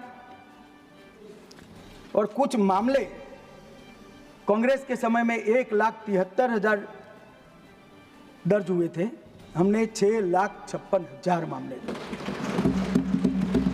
कांग्रेस के समय में पीट एनडीपीएस का उपयोग एक भी बार नहीं किया गया था। हमने 2453 लोगों को पीट एनडीपीएस के तहत जेल में डाला, जिसमें बेल का प्रावधान नहीं है। मान्यवर, अंतर्राष्ट्रीय सीमा से ड्रग अफगानिस्तान से लंका की ओर जाता है। ये बार बार आरोप करते हैं कि गुजरात से ड्रग क्यों पकड़ा जाता है, गुजरात से ड्रग क्यों पकड़ा। मैं तो चाहता हूं हर राज्य पकड़े भाई, और ये अंतर्राष्ट्रीय सीमा से पकड़ा जा रहा है क्योंकि हमारी सरकार का नियम है 1 किलो ड्रग भारत में न आने देंगे, ना भारत से कहीं बाहर जाने देंगे। और इसलिए गुजरात और महाराष्ट्र के दरिया किनारों से करोड़ों लाखों करोड़ों का ड्रग पकड़ा गया। सागर मंथन 1, सागर मंथन 2, सागर मंथन 3, तीनों एक्सरसाइज में कई किलो ड्रग पकड़ा गया। दिल्ली और गुजरात, दिल्ली और पंजाब, दिल्ली और कर्नाटक, कई राज्यों ने संयुक्त अभियान भी चलाए। मान्यवर, हमने मिशन स्पंदन से ड्रग एडिक्ट्स को आइडेंटिफाई कर उनको नशा मुक्त करने का भी एक बहुत बड़ा अभियान चला है। मगर समाज कल्याण विभाग चलाता है, आरोग्य विभाग चलाता है। मगर मैं जरूर कहना चाहूँगा कि हमने टोल फ्री हेल्पलाइन की भी शुरुआत की है, नशा मुक्त भारत शपथ की भी शुरुआत की है, ऑनलाइन ई प्रतिज्ञा की शुरुआत की है। 3 करोड़ युवाओं ने प्रतिज्ञा ली है ऑनलाइन। मानस पोर्टल को शुरू किया है सहायता, गोपनीयता और विश्वसनीयता के लिए। मानस हेल्पलाइन 1933 भी उपलब्ध है, जिस पर 39,843 नागरिकों ने अपने बच्चों को ड्रग से मुक्त कराने की रिक्वेस्ट की है और 95% लोग रिहेबिलिटेशन का कोर्स पूरा कर चुके हैं। परंतु फिर भी मैं एक बार कहना चाहता हूं मान्यवर कि ये जो समस्या है ये कोई अकेली केंद्र सरकार का अकेला गृह विभाग, केंद्र सरकार का गृह विभाग, वित्त विभाग, शिक्षा विभाग, समाज कल्याण विभाग मिलकर नहीं कर सकते। इसमें देश के हर एक नागरिक ने योगदान देना चाहिए। कहीं पर भी अगर अपने आसपास में कोई बच्चा ऐसे लक्षण पाए जाते हैं कि वो ड्रग एडिक्ट होने का संभावना है, इनके बिहेवियर में परिवर्तन दिखता है, कहीं पर भी ड्रग बेचने की सूचनाएं मिलती हैं, तो जरूर हमारे ऑनलाइन पोर्टल पर आप सूचना दीजिए। गोपनीयता भी बनी रहेगी, बच्चे का सामाजिक जीवन भी हम बर्बाद नहीं होने देंगे और इसको ड्रग एडिक्ट से मुक्त कराकर वापिस आपके घर में भेजने की हम व्यवस्था करेंगे। मगर ये सहयोग जब तक नहीं मिलता, सरकार अकेली कुछ नहीं कर सकती। परंतु यह सुनिश्चित है कि ड्रग के कारोबार से पैसा कमाने वाले, ड्रग में कमाए हुए पैसे को आतंकवाद की गतिविधियों में भेजने वाले किसी को बख्शा नहीं जाएगा। और मान्यवर, एक ड्रोन का जिक्र हुआ, मैं ये भी सदन को कहना चाहता हूं, हम बहुत नजदीक एक कंप्लीट ड्रोन रोधी सॉल्यूशन के प्राप्त करने में। हमारे 6 एक्सपेरिमेंट हुए हैं, अब 6 के 6 एक्सपेरिमेंट के प्लस को इकट्ठा होकर एक मॉडल बनने जा रहा है मान्यवर, और मुझे आशा है कि 6 माह के अंदर ही एक कंप्लीट सॉल्यूशन ड्रोन रोधी मॉड्यूल का इंडिजीनियस आत्मनिर्भर भारत का प्रतीक जैसा सॉल्यूशन डीआरडीओ और हमारी संस्था लेकर आई। मान्यवर, मैं जब गृह विभाग की बात लेकर आया हूं तब ये भी जरूर कहना चाहता हूं कि कानून और व्यवस्था एक प्रकार से राज्य का इस विषय है, परंतु क्रिमिनल जस्टिस सिस्टम के तीनों कानून ये भारत सरकार ने बनाए और तीनों कानून लगभग 160 साल पुराने थे। सन 57 की क्रांति के बाद अपने शासन को मजबूत करने के लिए बनाए गए कानून। उसमें कहीं नागरिक की चिंता नहीं, नागरिक के शरीर की चिंता नहीं थी, संपत्ति की चिंता नहीं थी, सम्मान की भी चिंता नहीं, सरकार को सुरक्षित रखने की चिंता थी। और दुर्भाग्य देखिए इस देश का कि 75 साल तक अंग्रेजों के बनाए हुए कानून, अंग्रेज की पार्लियामेंट ने बनाए हुए कानून, अंग्रेज सरकार को मजबूत करने के लिए बनाए गए कानून ऐसे ही चलते रहे। हम सब जिम्मेदार हैं। परंतु प्रधानमंत्री जी ने पंच प्रण की घोषणा लाल किले से की, गुलामी के प्रतीकों से मुक्ति का आह्वान किया देश का। और मान्यवर 1 जुलाई 2024 से 3 नए आपराधिक कानून, भारतीय न्याय संहिता 2023, भारतीय नागरिक सुरक्षा संहिता 2023 और भारतीय साक्ष्य अधिनियम 2023 इस देश की संसद ने पारित किए हुए कानून।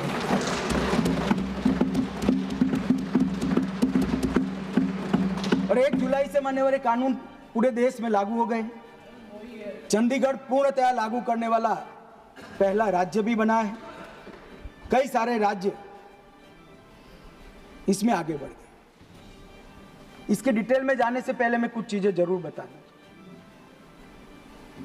मैं देश के नागरिकों को आपके माध्यम से आश्वस्त करना चाहता हूं कि 3 साल तक इस कानून 100% हर एक राज्य के हर एक पुलिस स्टेशन में लागू हो जाएंगे, क्योंकि इसमें कुछ टेक्निकल अपग्रेडेशन भी करना है और कुछ चीजों को अडॉप्ट करना है।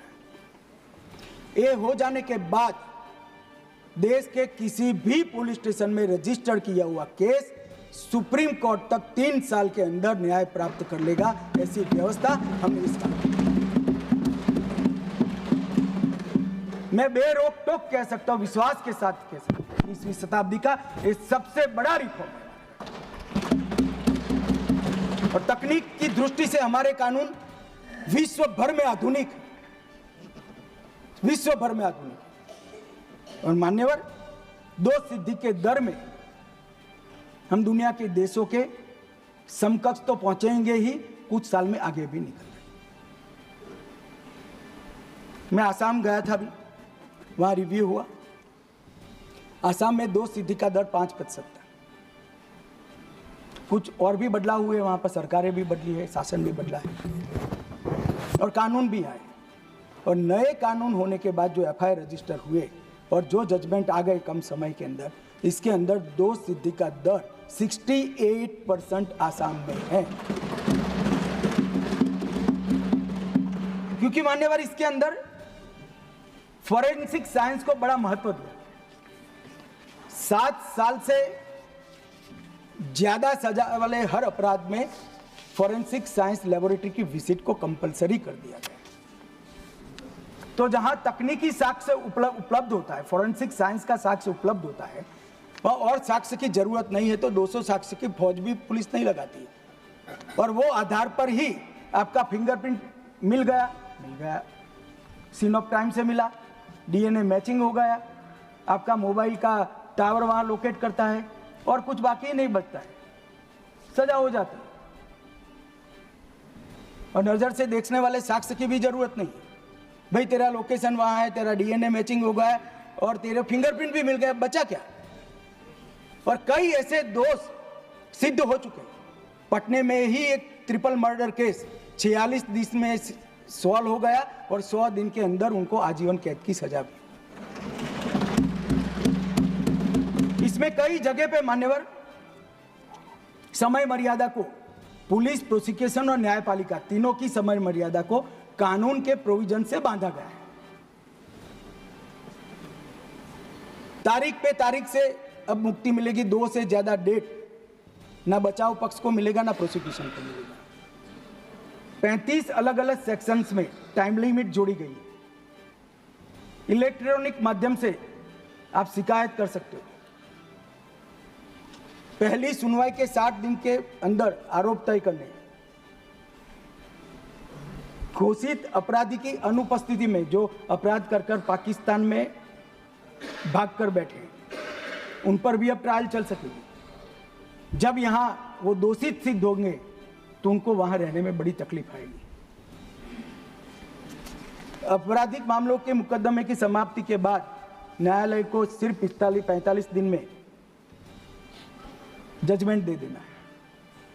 सामुदायिक सजा का भी इसमें प्रावधान किया है छोटे अपराधों के लिए, पहली बार के अपराध के। 5,000 रुपये से कम की चोरी के लिए कम्युनिटी सर्विस का प्रावधान किया गया है। भारत के बाहर की संपत्ति भी हम कुर्क कर सकते हैं। हमने कंप्लीट कंप्यूटराइजेशन का ICGS 2 के तहत प्रावधान किया है। मैं आगे बताऊंगा इसका ई रिकॉर्ड, 0 FIR, ई FIR, फॉरेंसिक जांच अनिवार्य, कई सारे प्रोविजन मान्यवर करें। डायरेक्टर ऑफ प्रोसिक्यूशन का अलग, इसको पुलिस से अलग कर दिया गया है। आगे मैंने कहा है ऐसे फॉरेंसिक को बढ़ावा देने का भी हमने काम किया है। मॉब लिंचिंग का नया अपराध भी जोड़ा गया है। संगठित अपराध को पहली बार व्याख्यायित किया गया है। मान्यवर, एक विक्टिम सेंट्रिक कानून भी हमने बनाया है। विक्टिम को इसके अंदर अपनी बात रखने का अधिकार दिया है, इंफॉर्मेशन के अधिकार का उपयोग कर सकते हैं, नुकसान के लिए क्षतिपूर्ति का दावा भी कर सकते हैं।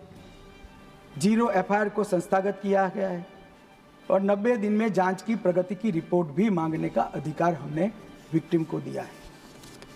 पुलिस की जवाबदेही को भी सुनिश्चित किया है। सर्च और जब्ती का रिकॉर्डिंग करना कंपलसरी किया है। गिरफ्तार व्यक्तियों की सूचना देना अनिवार्य किया है। 3 वर्ष से कम कारावास के लिए अरेस्ट का प्रोविजन नहीं है। 60 वर्ष से ऊपर के उम्र में पूर्व अनुमति के अलावे अरेस्ट का प्रोविजन नहीं है। गिरफ्तार व्यक्ति को 24 घंटे में मैजिस्ट्रेट के सामने न रखने से जवाबदेही तय होती है और पूछताछ के लिए लाए गए व्यक्तियों का रजिस्टर भी पुलिस स्टेशन के बाहर लटकाना होगा। 20 ऐसी धाराएं हैं जिसमें पुलिस की जिम्मेदारी हमने तय की। अंग्रेज राजद्रोह का कानून लगा कर गए थे। राज के खिलाफ बोलना नहीं थी। हमने राजद्रोह के कानून को देशद्रोह में बदला है।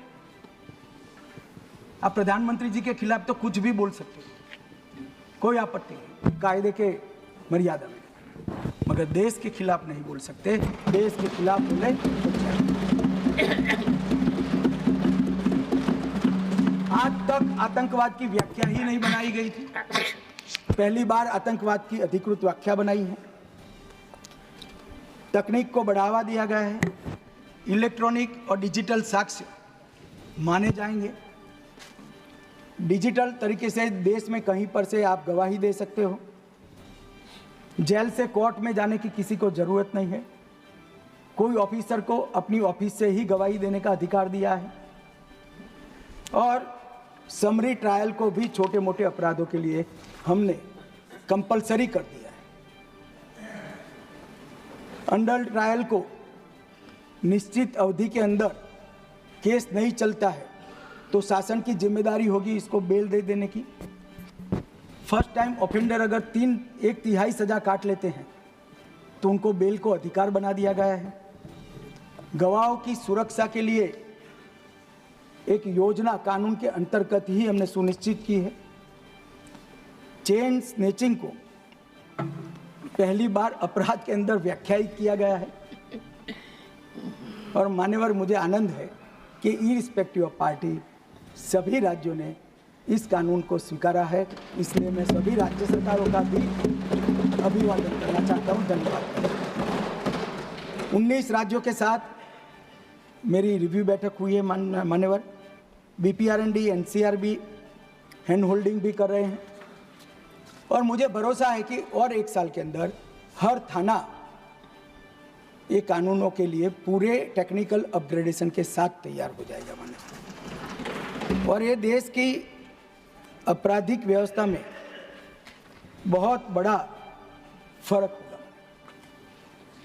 परंतु ये सब कर आपराधिक न्याय प्रणाली के 5 स्तंभ जो है, इसको हम टेक्निकल दृष्टि से अपग्रेड नहीं करते हैं तो हम सफल नहीं हो सकते। तो हमने ई कोर्ट, ई जेल, ई फोरेंसिक, ई अभियोजन, ई साक्ष्य, ई समन, निदान, आईमोट, इटोस, एनडीएफओ और एनडीएसओ, ये सारे प्रमुख घटक के साथ सीसीटीएनएस जो देश के 99.5% पुलिस स्टेशन को अब तक जोड़ चुका है, ऑनलाइन जोड़ चुका है, इसके साथ जोड़ने की हमने व्यवस्था की और कई सारे पोर्टल और डेटा बनाए हैं।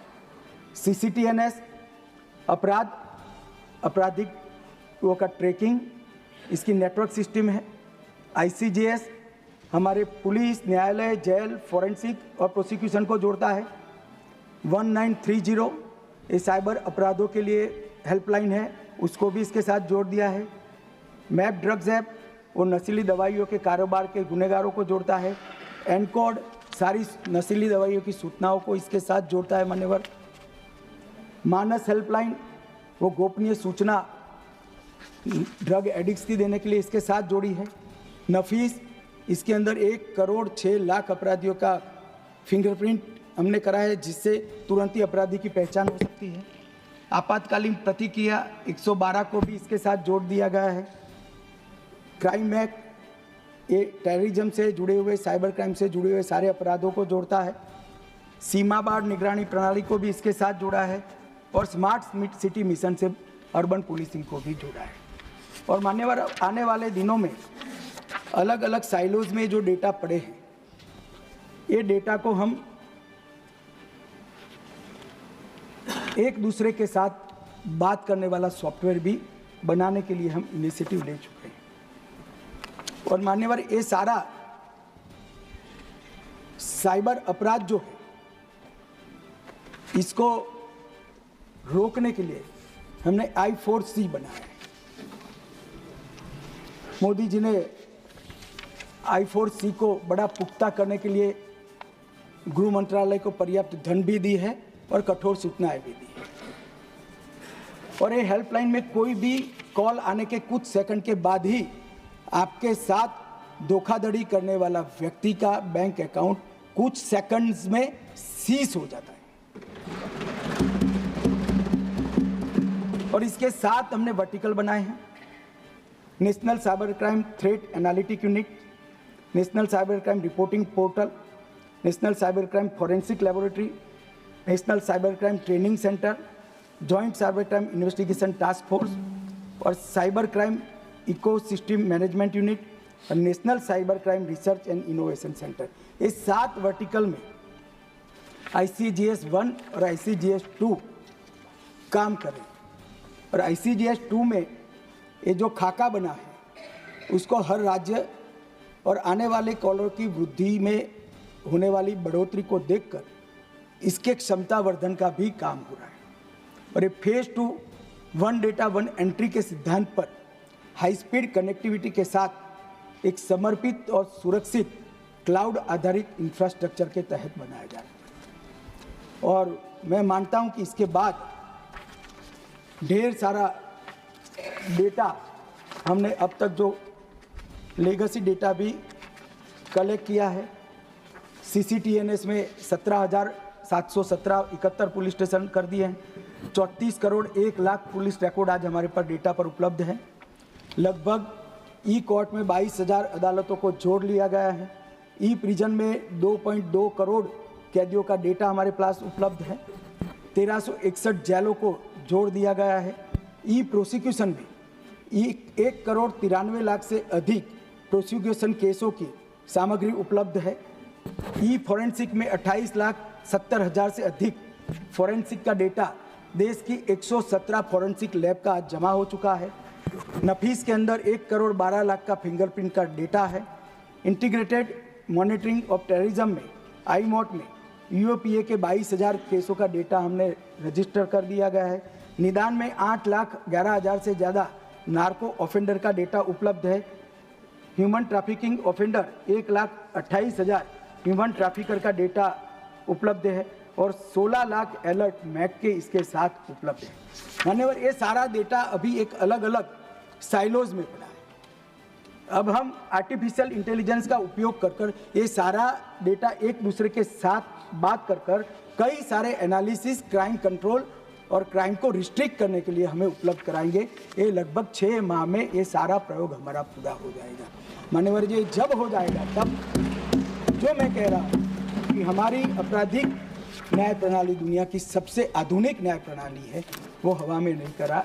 19 में अक्टूबर में हमने कानून बनाने की शुरुआत की, 23 तक कानून बन चुका, 24 में लागू हुआ और 19 की शुरुआत से ही ये सारे स्तंभ में हमने डेटा जनरेशन की शुरुआत की थी और 22 में हमने आर्टिफिशियल इंटेलिजेंस का उपयोग कर सॉफ्टवेयर बनाने की शुरुआत की, जो मुझे लगता है लेट से लेट दिसंबर तक बन जाएगा। मानिए ये सारा जब बन जाएगा तब अपराधियों को बचने की जगह नहीं मिलेगी और मुझे लगता है इसमें तो विपक्ष को कोई तकलीफ नहीं होनी चाहिए। मान्यवर, जब हम फॉरेंसिक साइंस की बात करते हैं तो हमने फॉरेंसिक साइंस के क्षेत्र में चतुष्कोणीय स्ट्रेटेजी अपनाई है।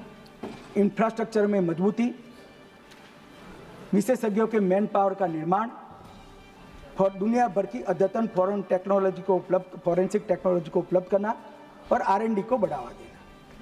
हमने नेशनल फॉरेंसिक साइंस यूनिवर्सिटी की स्थापना की, जो तज्ञ युवाओं की फौज बना रहा है। 72 अलग अलग क्षेत्र में PhD तक के कोर्स बन चुके हैं। लगभग आज 5137 विद्यार्थी हैं। 2 साल के बाद इसमें 35,000 विद्यार्थी होंगे, क्योंकि 14 राज्यों में फॉरेंसिक साइंस यूनिवर्सिटी की कॉलेज खुल जाएगी और R&D के लिए लगभग 30,000 रिसर्च पब्लिकेशन हम घोषित कर चुके हैं और 100 से ज़्यादा रिसर्च प्रोजेक्ट अभी चल रहे हैं। 350 से ज़्यादा वर्कशॉप और सेमिनार एक ही साल में हमने यहाँ पर बना दिए हैं, आयोजित करने का प्लानिंग किया है और ड्रग परीक्षण के लिए परिचयन नाम का एक स्वदेशी किट भी हमने बनाया है। CFSL को और मजबूत कर रहे हैं। राज्य के FSL को भी हम बहुत मदद कर आगे बढ़ाने का मान्यवर काम कर रहे हैं और इसके साथ साथ हम निर्भया फंड से DNA विश्लेषण की हर राज्य में एक लेबोरेटरी भी हम खड़ी करेंगे। I4C के अंदर राष्ट्रीय साइबर फॉरेंसिक लैब भी NFSU ही तैयार कर रहा है और नफीस को भी NFSU काफ़ी पुख्ता करने का काम कर रहा है। फॉरेंसिक साइंस का ये जो वर्टिकल खड़ा हुआ है, उस वर्टिकल के माध्यम से हम 2 सिद्धि के प्रमाण को बहुत अच्छे तरीके से सुधारने में कामयाब होंगे, उसका मुझे भरोसा है। मान्यवर, आपदा प्रबंधन भी गृह मंत्रालय के जिम्मे है। कई बार कुछ लोग इसको आत्मश्लाघा कहते हैं, परंतु वास्तविकता बताना मेरा धर्म है। मैं 2014 के बाद का आपदा प्रबंधन और 2014 के पहले के आपदा प्रबंधन को अलग दृष्टि से यहाँ पर रखना चाहता हूँ। 2014 के पहले आपदा प्रबंधन राहत केंद्रित था और रिएक्शनरी दृष्टिकोण के साथ बनाया गया था। आपदा आ गई, बाद में आपदा प्रबंधन का काम होता था। जो टूट गया है उसका मलबा हटाओ, जो इंजर्ड है उसको हॉस्पिटल पहुंचाओ और जो नुकसान हुआ है उसका सर्वे करो, सर्वे कर कर उसको भरपाई करो जितना हो सके। अब बचाव केंद्रित दृष्टिकोण के साथ हम आगे आए हैं और इस देश में गत वर्ष में 2 ऐसी आपदाएं आई है जिसमें 0 मानव जीवन का नुकसान हुआ है। हम भूल नहीं सकते मान्यवर, ओडिशा के साइक्लोन को, गुजरात के भूकंप को हजारों लोग तहस नहस हो गए। अब विज्ञान आगे बढ़ चुका है, हमने अर्ली वार्निंग सिस्टम को अडॉप्ट किया है। प्रिवेंशन, मिटिगेशन और प्रिपेयर्डनेस, इसको हमारी नीति का आधार बनाया है और महत्वपूर्ण नीतिगत निर्णय लिए गए। अर्ली वार्निंग एवं पूर्व तैयारी आधारित एक बचाव राहत का काम शुरू किया। राष्ट्रीय आपदा प्रबंधन योजना को पुख्ता किया है। पहले से तैनाती, बाढ़ आने से पहले ही NDRF राज्य में पहुंचती, साइक्लोन आने से पहले ही NDRF वहां उपलब्ध होती। आपदा निधि का वैज्ञानिक वितरण किया, समुदाय आधारित आपदा प्रबंधन की सिस्टम खड़ी की और डिजास्टर रिस्क रिडक्शन को हमने हमारी नीति का आधार बनाया। ये 6 स्तंभ पर आपदा प्रबंधन आगे बढ़ा है। और मान्यवर, धन तो बहुत महत्वपूर्ण है। फिर से मैं 2004 से 14 और 14 से 24 का कंपैरिजन करना चाहूंगा। 2004 से 14 में एसडीआरएफ की निधि थी 37,727 करोड़। अभी जो लोग विपक्ष के सदस्य मुझे बहुत सारे सवाल पूछते, इसमें एक ही में सारा जवाब आ जाएगा। एसडीआरएफ की निधि थी 37,727। निर्मला जी, आपके समय में एसडीआरएफ की निधि हुई है 1,20,780 करोड़ रुपए। एनडीआरएफ की निधि 27,000 थी, 27,000 करोड़, वो हो गई 80,000 करोड़। मान्यवर, ये बताता है कि किस प्रकार के स्केल से देश को आपदा से बचाने के लिए काम हुआ है। एनडीआरएफ के तहत 83,000 करोड़ रुपया बढ़ा और एसडीआरएफ के तहत 1,36,000 करोड़ रुपया जारी, लगभग 2 लाख करोड़ रुपया एक 10 साल में ज्यादा गया, सालाना 20,000 करोड़। और आप सवाल उठाते हो, आंकड़े तो देखो भैया। National disaster mitigation fund 13,000 crore, पहली बार इसको हमने पूर्व तैयारी को, डिजास्टर आए ही नहीं, इस प्रकार की तैयारी का बहुत दूरदर्शी तरीके से हमारे एजेंडा में लिया। अब अर्ली वार्निंग सिस्टम मान्यवर पहले 5 दिन पहले जाती थी, अब 7 दिन पहले जाती। डिजास्टर में 7 दिन मतलब बहुत बड़ा समय होता है बचाव के लिए। एक भी पशु नहीं मरना चाहिए, एक भी मानव नहीं मरना चाहिए। यहां तक भी वृक्ष भी अगर इसका प्रूनिंग ठीक से कर दिया तो वृक्ष पेड़ भी नहीं गिरेगा। 7 दिन का समय मिलता है। अब तक 4300 करोड़ से ज्यादा अलर्ट अलग अलग जारी कर दिए गए। एनडीआरएफ बल की सक्रिय उपलब्धता पहले से 183% बढ़ाई गई। 28 शहरों में रीजनल रिस्पांस सेंटर है। 250 करोड़ के रिवॉल्विंग फंड के तहत इमीडिएट उपलब्ध होता है। नागपुर के अंदर राष्ट्रीय आपदा मोचन बल की एक अलग एकेडमी की स्थापना 2019 में हुई। विभिन्न आपदाओं पर अंतर्राष्ट्रीय स्तर की ये 5 साल में 34 गाइडलाइन बनाई गई है।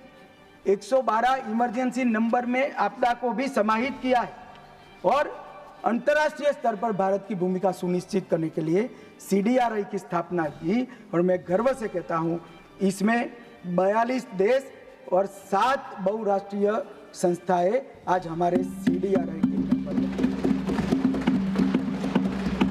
मान्यवर, दुनिया में कहीं पर भी आपदा आती है, हमारा एनडीआरएफ प्रधानमंत्री तुरंत भेज देते।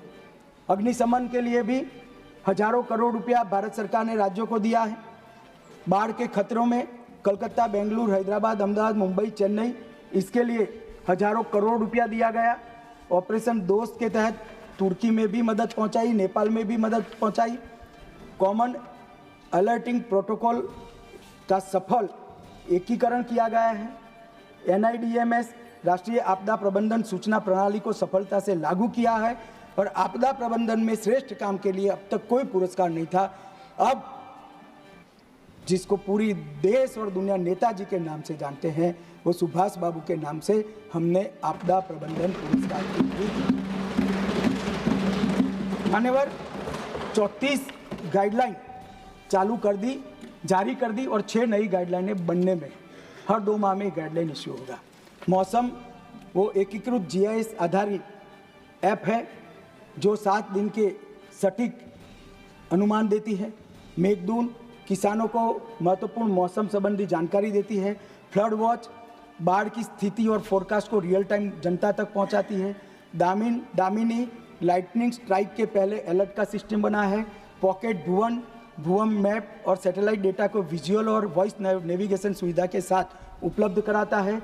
सचेत रियल टाइम जियो टारगेटेड अलर्ट प्रदान करता है। वन अग्नि वर्तमान वन आग की स्थिति की जानकारी फील्ड स्टाफ को देता है। समुद्र महासागर की जानकारी मछुआरों को देता है। भूस्खलन नोडल एजेंसी भूस्खलन अध्ययन की है, जो राष्ट्रीय भूस्खलन सूची को समृद्ध करती है। प्रधानमंत्री फसल बीमा योजना को भी इससे आपदा प्रबंधन से हम काफ़ी इनपुट देते हैं। और इंडिया क्वेक भूकंप के मापदंडों का ऑटोमेटेड प्रसारण करता है। मान्यवर, ये सारी 12 की 12 मोबाइल एप्लीकेशन 2014 के बाद ही बनी है। ये कोई इंसिडेंट नहीं हो सकता। कोई व्यक्ति आपदा प्रबंधन को वैज्ञानिक दृष्टि से, संवेदनशील मन से और परिणाम लाने की दृढ़ इच्छा शक्ति के साथ जब देखता है, तब 10 साल में इतना बड़ा काम होता है। और मैं निश्चित रूप से मानता हूं कि आपदा प्रबंधन के क्षेत्र में भारत एक प्रकार से समग्र विश्व में टॉप की कंट्री में हम शामिल हो चुके हैं और टॉप मोस्ट बनने का लक्ष्य रखकर हम आगे बढ़ रहे हैं। मान्यवर, इसमें राज्य सरकारों का भी बहुत बड़ा रोल है। मान्यवर, अंतर्राज्यीय और केंद्र और राज्य की समस्याओं के लिए अंतर्राज्य परिषद संविधान का एक उपक्रम है, जो गृह मंत्रालय के अंतर्गत चलता है। राज्यों के बीच में और राज्य केंद्र के बीच में समस्याओं के निवारण के लिए मंच काम करता है। मान्यवर, 2004 से 14 उसमें जोनल काउंसिल की 11 बैठक हुई थी। हमारे यहाँ कोविड के 2 साल बेकार गए, एक प्रकार से 8 ही मिले, पर 11 के सामने हमने 10 साल में, एक प्रकार से 8 साल में 27 बैठकें और स्टैंडिंग कमेटी की 14 के सामने 33 की, और औसत बैठक प्रतिवर्ष आपके समय में 2.7 था, हमारे समय में 7 रहा है, अगर 8 साल मिले तो। और समस्या का निवारण, बैठकें तो होती रहती, बैठक में हुआ क्या? तो आपके समय में 448 मुद्दों का समाधान हुआ था। नरेंद्र मोदी जी के समय में 1280 मुद्दों का समाधान। ये राज्य के बीच में जो समस्या है, ये सालों तक लिंगरिंग रहती। और मान्यवर, यहाँ जो निपटान हो जाता है उसको प्रगति के माध्यम से मोदी जी स्वयं मॉनिटर करते हैं और राज्य के प्रोजेक्टों को आगे। कई ऐसे प्रोजेक्ट है जो मनमोहन सिंह के दूसरे साल में शुरू हुए थे और मोदी जी के 5वें साल में समाप्त हुए, क्योंकि 10 साल में कुछ हुआ ही नहीं। मान्यवर, ये अंतर्राज्यीय परिषद इतना प्रमुख साधन है हमारे फेडरल स्ट्रक्चर को मजबूत करने का। और ये जो फेडरल स्ट्रक्चर की दुहाई देते हैं, मैं बोलना नहीं चाहता, बुरा लग जाता है सबको, फिर कहते कटु बात करते हैं, बोलो बोलो क्या, फिर खड़े हो जाते हो भाई। मान्यवर, बैठकों में आने की भी फुर्सत नहीं है, खुद का तो छोड़ो, चीफ सेक्रेटरी को भी नहीं भेजते। ये तो गंभीरता है हमारी। खैर छोड़िए, आज मैं राजनीति करने नहीं आया हूँ। मान्यवर, एक दूसरा प्रोजेक्ट है हमारा वाइब्रेंट विलेज प्रोग्राम। मान्यवर, मैं भी अनुशासन प्रेषित हो गया था और डॉक्टर ने कहा था कि 90 मिनट के बाद 5 मिनट का रेस्ट लेना है। तो आपका स्टेमिना तो चल रहा है, और मैं मान्यवर मेडिकल अनुशासन दिखाकर वापस आ गया। मान्यवर, आपकी और मेरी आयु में भी बड़ा अंतर है। काफी अंतर है, बल्कि 2 जनरेशन है। मान्यवर, एक वाइब्रेंट विलेज प्रोग्राम का भी मैं बात करना चाहूँगा। हमारे बॉर्डर पर जो विलेज है, गांव है, कठिन भौगोलिक परिस्थिति में स्थित है। कहीं 48 डिग्री टेम्परेचर है, कहाँ -48 डिग्री टेम्परेचर है, कोई चोटियों पर है तो कोई रेगिस्तान में है, कोई वनों में है। ये गांवों से सुविधाओं के लिए पलायन हो रहा है। और जिस देश के बॉर्डर के गांव खाली हो जाते हैं, उस देश की बॉर्डर कभी सुरक्षित नहीं रह सकती। तो एक नए अप्रोच के साथ नरेंद्र मोदी सरकार ने हमारे गांवों को देखना शुरू किया।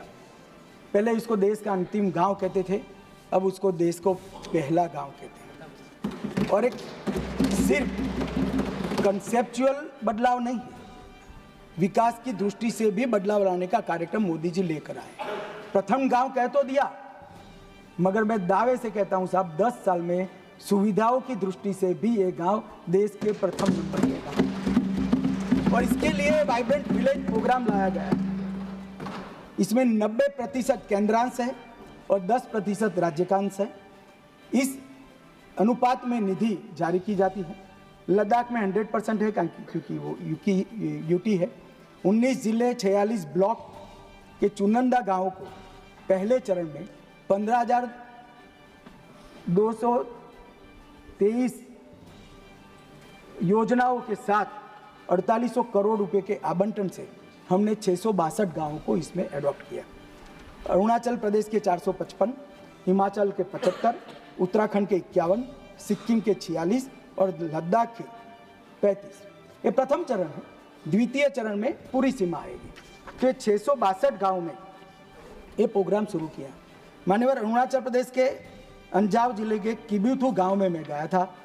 वहाँ मैंने एक जबरदस्त उत्साह लोगों के बीच में देखा। मैंने जब वहाँ कहा कि प्रधानमंत्री जी ने कहा है कि आज से आपका गांव देश का अंतिम गांव नहीं है, पहला गांव है और आप सुविधाओं की दृष्टि से भी 2 साल में पहले नंबर पर पहुंच जाओगे। मानवर जबरदस्त उत्साह और हमने बहुत सारे बदलाव किए। लगभग 901 परियोजनाओं को हमने स्वीकृत किया है। सड़क घटक के अंतर्गत अरुणाचल प्रदेश, सिक्किम, उत्तराखंड में 136 गांवों को जोड़ने का काम समाप्त हो चुका है। 113 सड़कें, 8 LSB परियोजनाएं समाप्ति के कगार पर है और इसके लिए 312 करोड़ रुपया खर्च हो चुका है। और अब अरुणाचल के 125 गांव सड़क से जुड़ चुके हैं, सिक्किम के 3, उत्तराखंड के 8 और 312 करोड़ रुपया कुल उसके लिए खर्च होता है। मान्यवर सिर्फ योजना बनाकर नहीं, ये गांव मैंने जैसा कहा कठिनतम परिस्थिति में मेरे समेत 17 केंद्रीय मंत्रियों ने 8 जिलों के 17 वाइब्रेंट गांव में रात्रि निवास कर 48 घंटा और जमीन पर जाकर ये योजनाओं को कैसे लागू करना चाहिए, क्या हर्डल है, क्या बदलाव करना चाहिए और फिर इसका एक नया स्वरूप यहाँ कर बना है। 17 केंद्रीय मंत्रालय के मंत्री, 92 IAS ऑफिसर और 256 राज्य के ऑफिसरों ने इस सभी गांवों में 48 घंटा निकाला है और इसके कारण 4G कनेक्टिविटी हुई है, रोड की कनेक्टिविटी हुई है, कई आजीविका की योजनाएं शुरू हुई है। जैसे एक मैं किबूथी में गया था, उसने कहा साहब हमारे गांव में और कुछ करने की जरूरत है, ITBP दूध, मछली और सब्जी हमारा ले ले। तो ITBP वाले वहाँ थे, मैंने बोला है कभी क्यों नहीं लेते कि हमारा SOR होता है। आकर यहाँ हमने नीति में परिवर्तन कर ये तीनों चीज़ें स्थानीय लोगों से खरीदने के लिए उनको मुक्ति दे दी। इनकी कोऑपरेटिव बन गई और सेना और ITBP अब सब लोकल चीज़ें उनको भी फ्रेश खाने को मिलता है, सस्ता भी मिलता है और सारे किसानों को रोजी रोटी भी मिली। इस तरह के छोटी छोटी चीज़ों के बदलाव से गाँव में आजीविका भी बढ़ी है, बिजली भी पहुँची है, कनेक्टिविटी भी पहुँची है, रोड भी पहुँचा है, मेडिकल सुविधाओं में सारे ITBP और सेना के मेडिकल इंस्टॉलेशन को गांव वालों के लिए खुला कर दिया गया है और ढेर सारे परिवर्तन हुए, जिसके कारण कई गांवों में आबादी वापिस आने लगी। अरुणाचल में तो रचनात्मक रूप से मैं कह सकता हूं आंकड़ों के आधार पर कि लगभग 30% आबादी वापिस आई।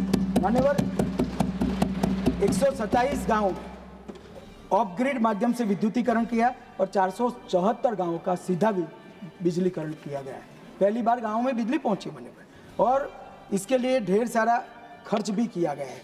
और view point, adventure tourism, eco resorts, पर्यटन केंद्र और घर में रखकर पर्यटकों को घुमाने ले जाने तक के ढेर सारे साइट्स उपलब्ध हो गए हैं, जिससे हर घर में एक अच्छी सुविधा भी निर्मित हो गई है। और पर्यटक आते हो तो उसको परिवार के साथ रहकर गाइड भी मिल जाता है, खाना भी मिल जाता है, वहाँ के व्यंजन मिलते हैं और अच्छे से वो क्षेत्र को वो देख नहीं पाए।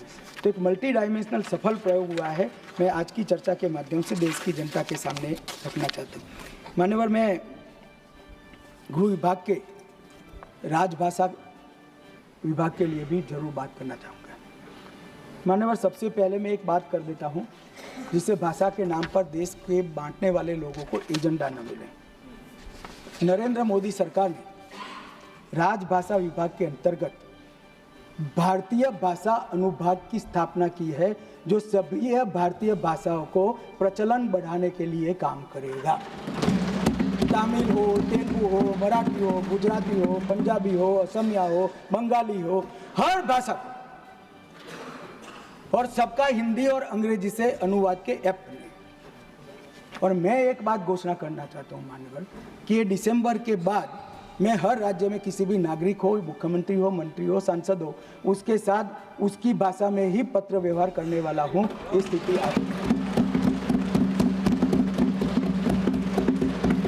भाषा के नाम पर दुकान चलाते हैं अपने भ्रष्टाचार को छुपाने के लिए, उनको मजबूत जवाब है।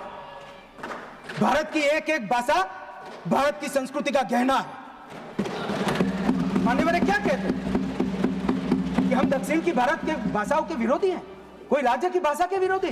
कैसे हो सकते हैं? हम भी तो वहीं से आते हैं, मैं भी गुजरात से आता हूं, निर्मला जी तमिलनाडु से आते हैं।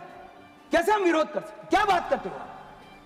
हमने भाषाओं के लिए काम किया है, हमने मेडिकल और इंजीनियरिंग की शिक्षा को भारत की भाषाओं में किया है। और मैं आज इस मंच पर से कहना चाहता हूं तमिलनाडु सरकार, 2 साल से हम कह रहे हैं आप में हिम्मत नहीं है मेडिकल और इंजीनियरिंग की शिक्षा को तमिल में अनुवादित करने की, क्योंकि आपके आर्थिक हित जुड़े हुए, आप ये नहीं कर सकते हो।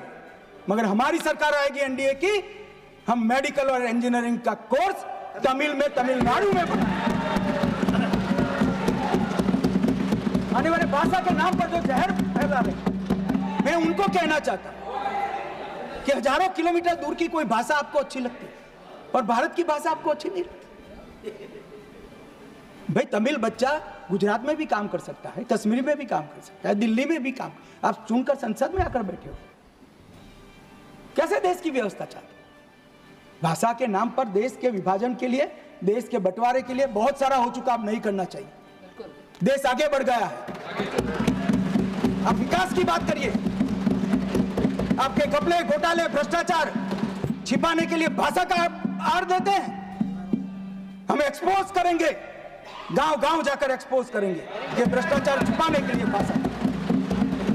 माननीय नरेंद्र मोदी सरकार ने भारतीय भाषा अनुभाग का एक नई शुरुआत की है, जो सभी भारतीय भाषाओं को बलवत्तर करेगी।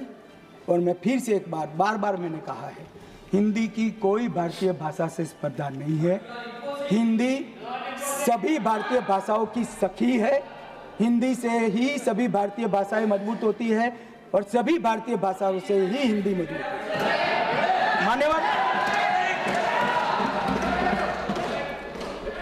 मान्यवर राजभाषा के लिए हमने 3 खंड राष्ट्रपति महोदय को सबमिट किए हैं और राजभाषा के साथ साथ सारी भारत की भाषाओं के विकास के लिए नरेंद्र मोदी सरकार, भारतीय जनता पार्टी और पूरा एनडीए प्रतिबद्ध है। इसमें किसी को शंका नहीं।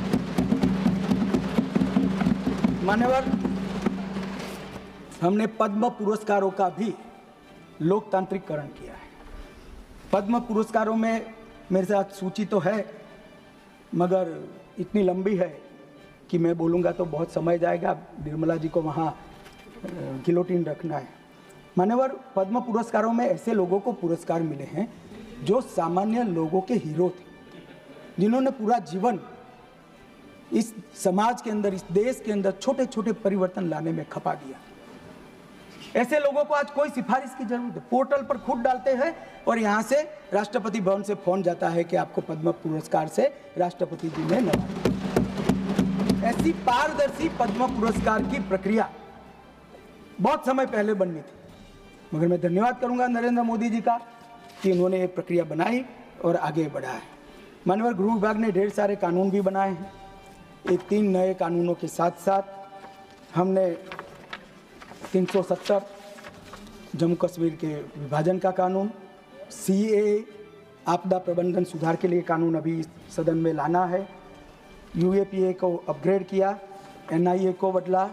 इसके साथ साथ हमने हथियार कानून में संशोधन किया, जन्म मृत्यु पंजीकरण कानून में सुधार किया, संघ राज्य क्षेत्र के 9 नए कानून बनाए गए मान्यवर।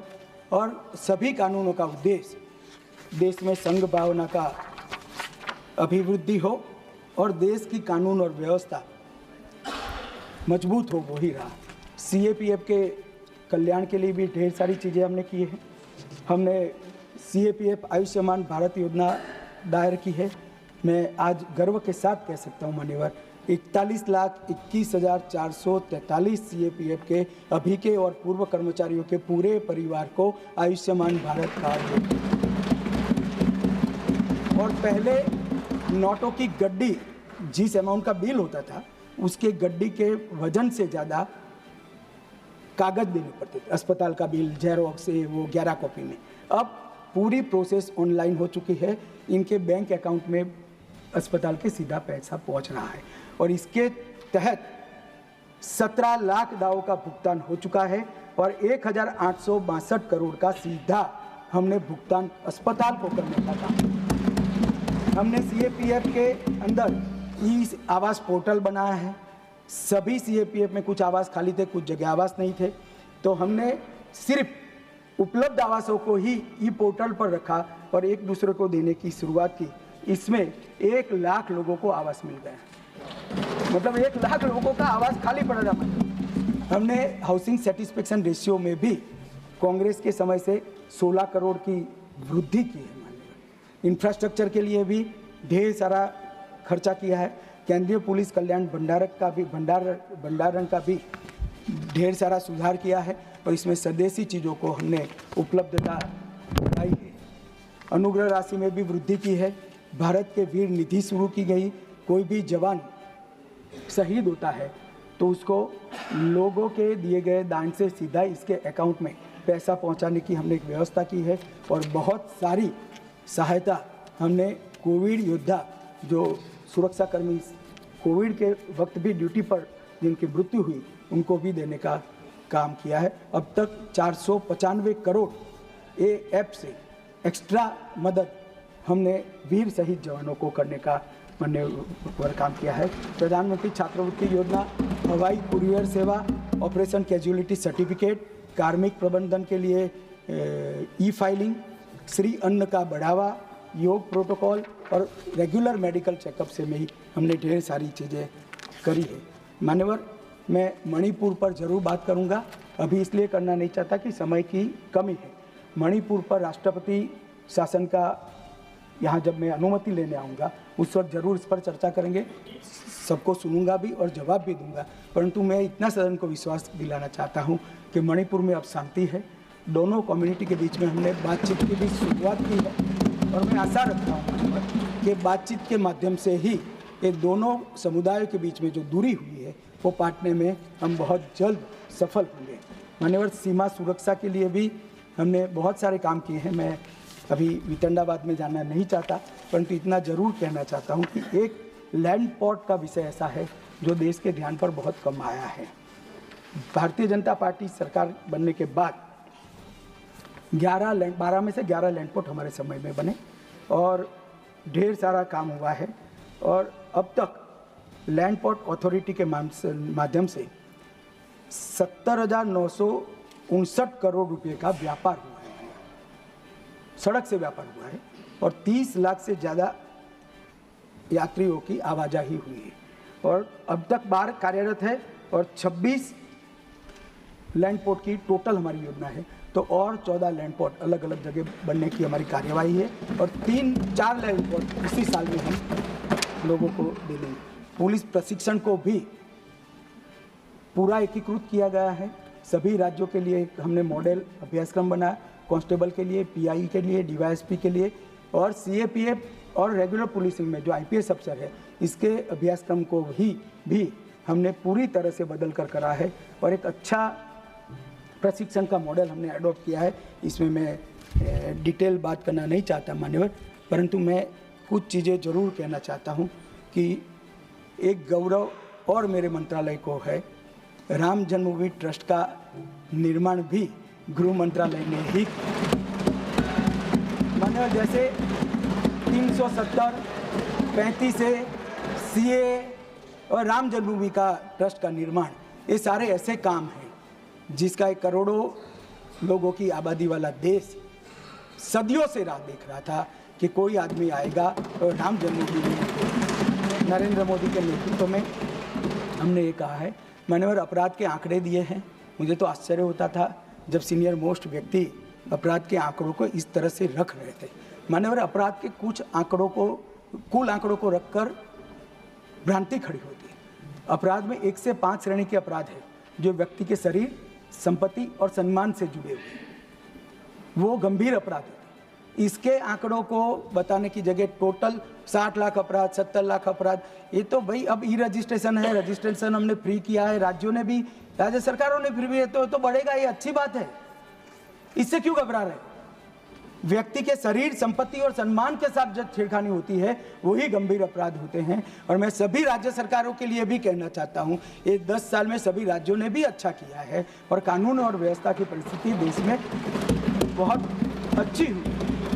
मान्यवर, एक जमाना था जब आए दिन बम धमाके होते थे। मैं देश की पूरी जनता को आपके माध्यम से, 10 साल से बम धमाकों की श्रेणियां बंद हो गई। आए दिन बम धमाके कर कर चले जाते थे, कुछ नहीं होता था। 3 घंटे का एक न्यूज होता था। मुंबई के होटल में घुस जाते थे, विमान, अरे रेलवे स्टेशन पर घुस जाते, घंटों तक, 2-2 दिन तक देश का श्वास ऊपर हो जाता था, कुछ नहीं होता था। किसी की हिम्मत नहीं है इस देश में बम धमाके करने की। मान्यवर, ये देश सुरक्षित है नरेंद्र मोदी के साथ। आतंकवाद को जड़ से उखाड़ने के लिए हम प्रतिबद्ध हैं। और मैं फिर से एक बार कहता हूं, 31 मार्च 2026 को यह देश नक्सलवाद से मुक्त हो जाएगा। कश्मीर में अब शांति है। नॉर्थ ईस्ट में भी सारे उग्रवादी लगभग सरेंडर कर चुके हैं। मान्यवर, नॉर्थ ईस्ट में भी विकास का रास्ता प्रशस्त हो चुका है और पूरा देश मोदी जी के नेतृत्व में आगे बढ़ रहा है। देश की कानून और व्यवस्था की परिस्थिति सभी राज्यों के सहयोग से, मोदी जी की दृढ़ राजनीतिक इच्छा शक्ति और मजबूत प्रबंधन के कारण सुरक्षित है। विपक्ष को कम से कम आप चिंता मत करिए, चिंता हम पर छोड़ दीजिए। हम बहुत अच्छे से चलाएंगे, आपको भी सुरक्षित रखेंगे, देश को भी सुरक्षित रखेंगे। आपका धन्यवाद।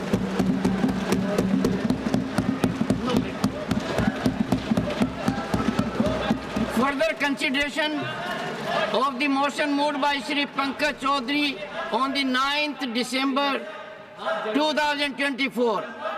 I now call upon members whose names have been received for participation. No.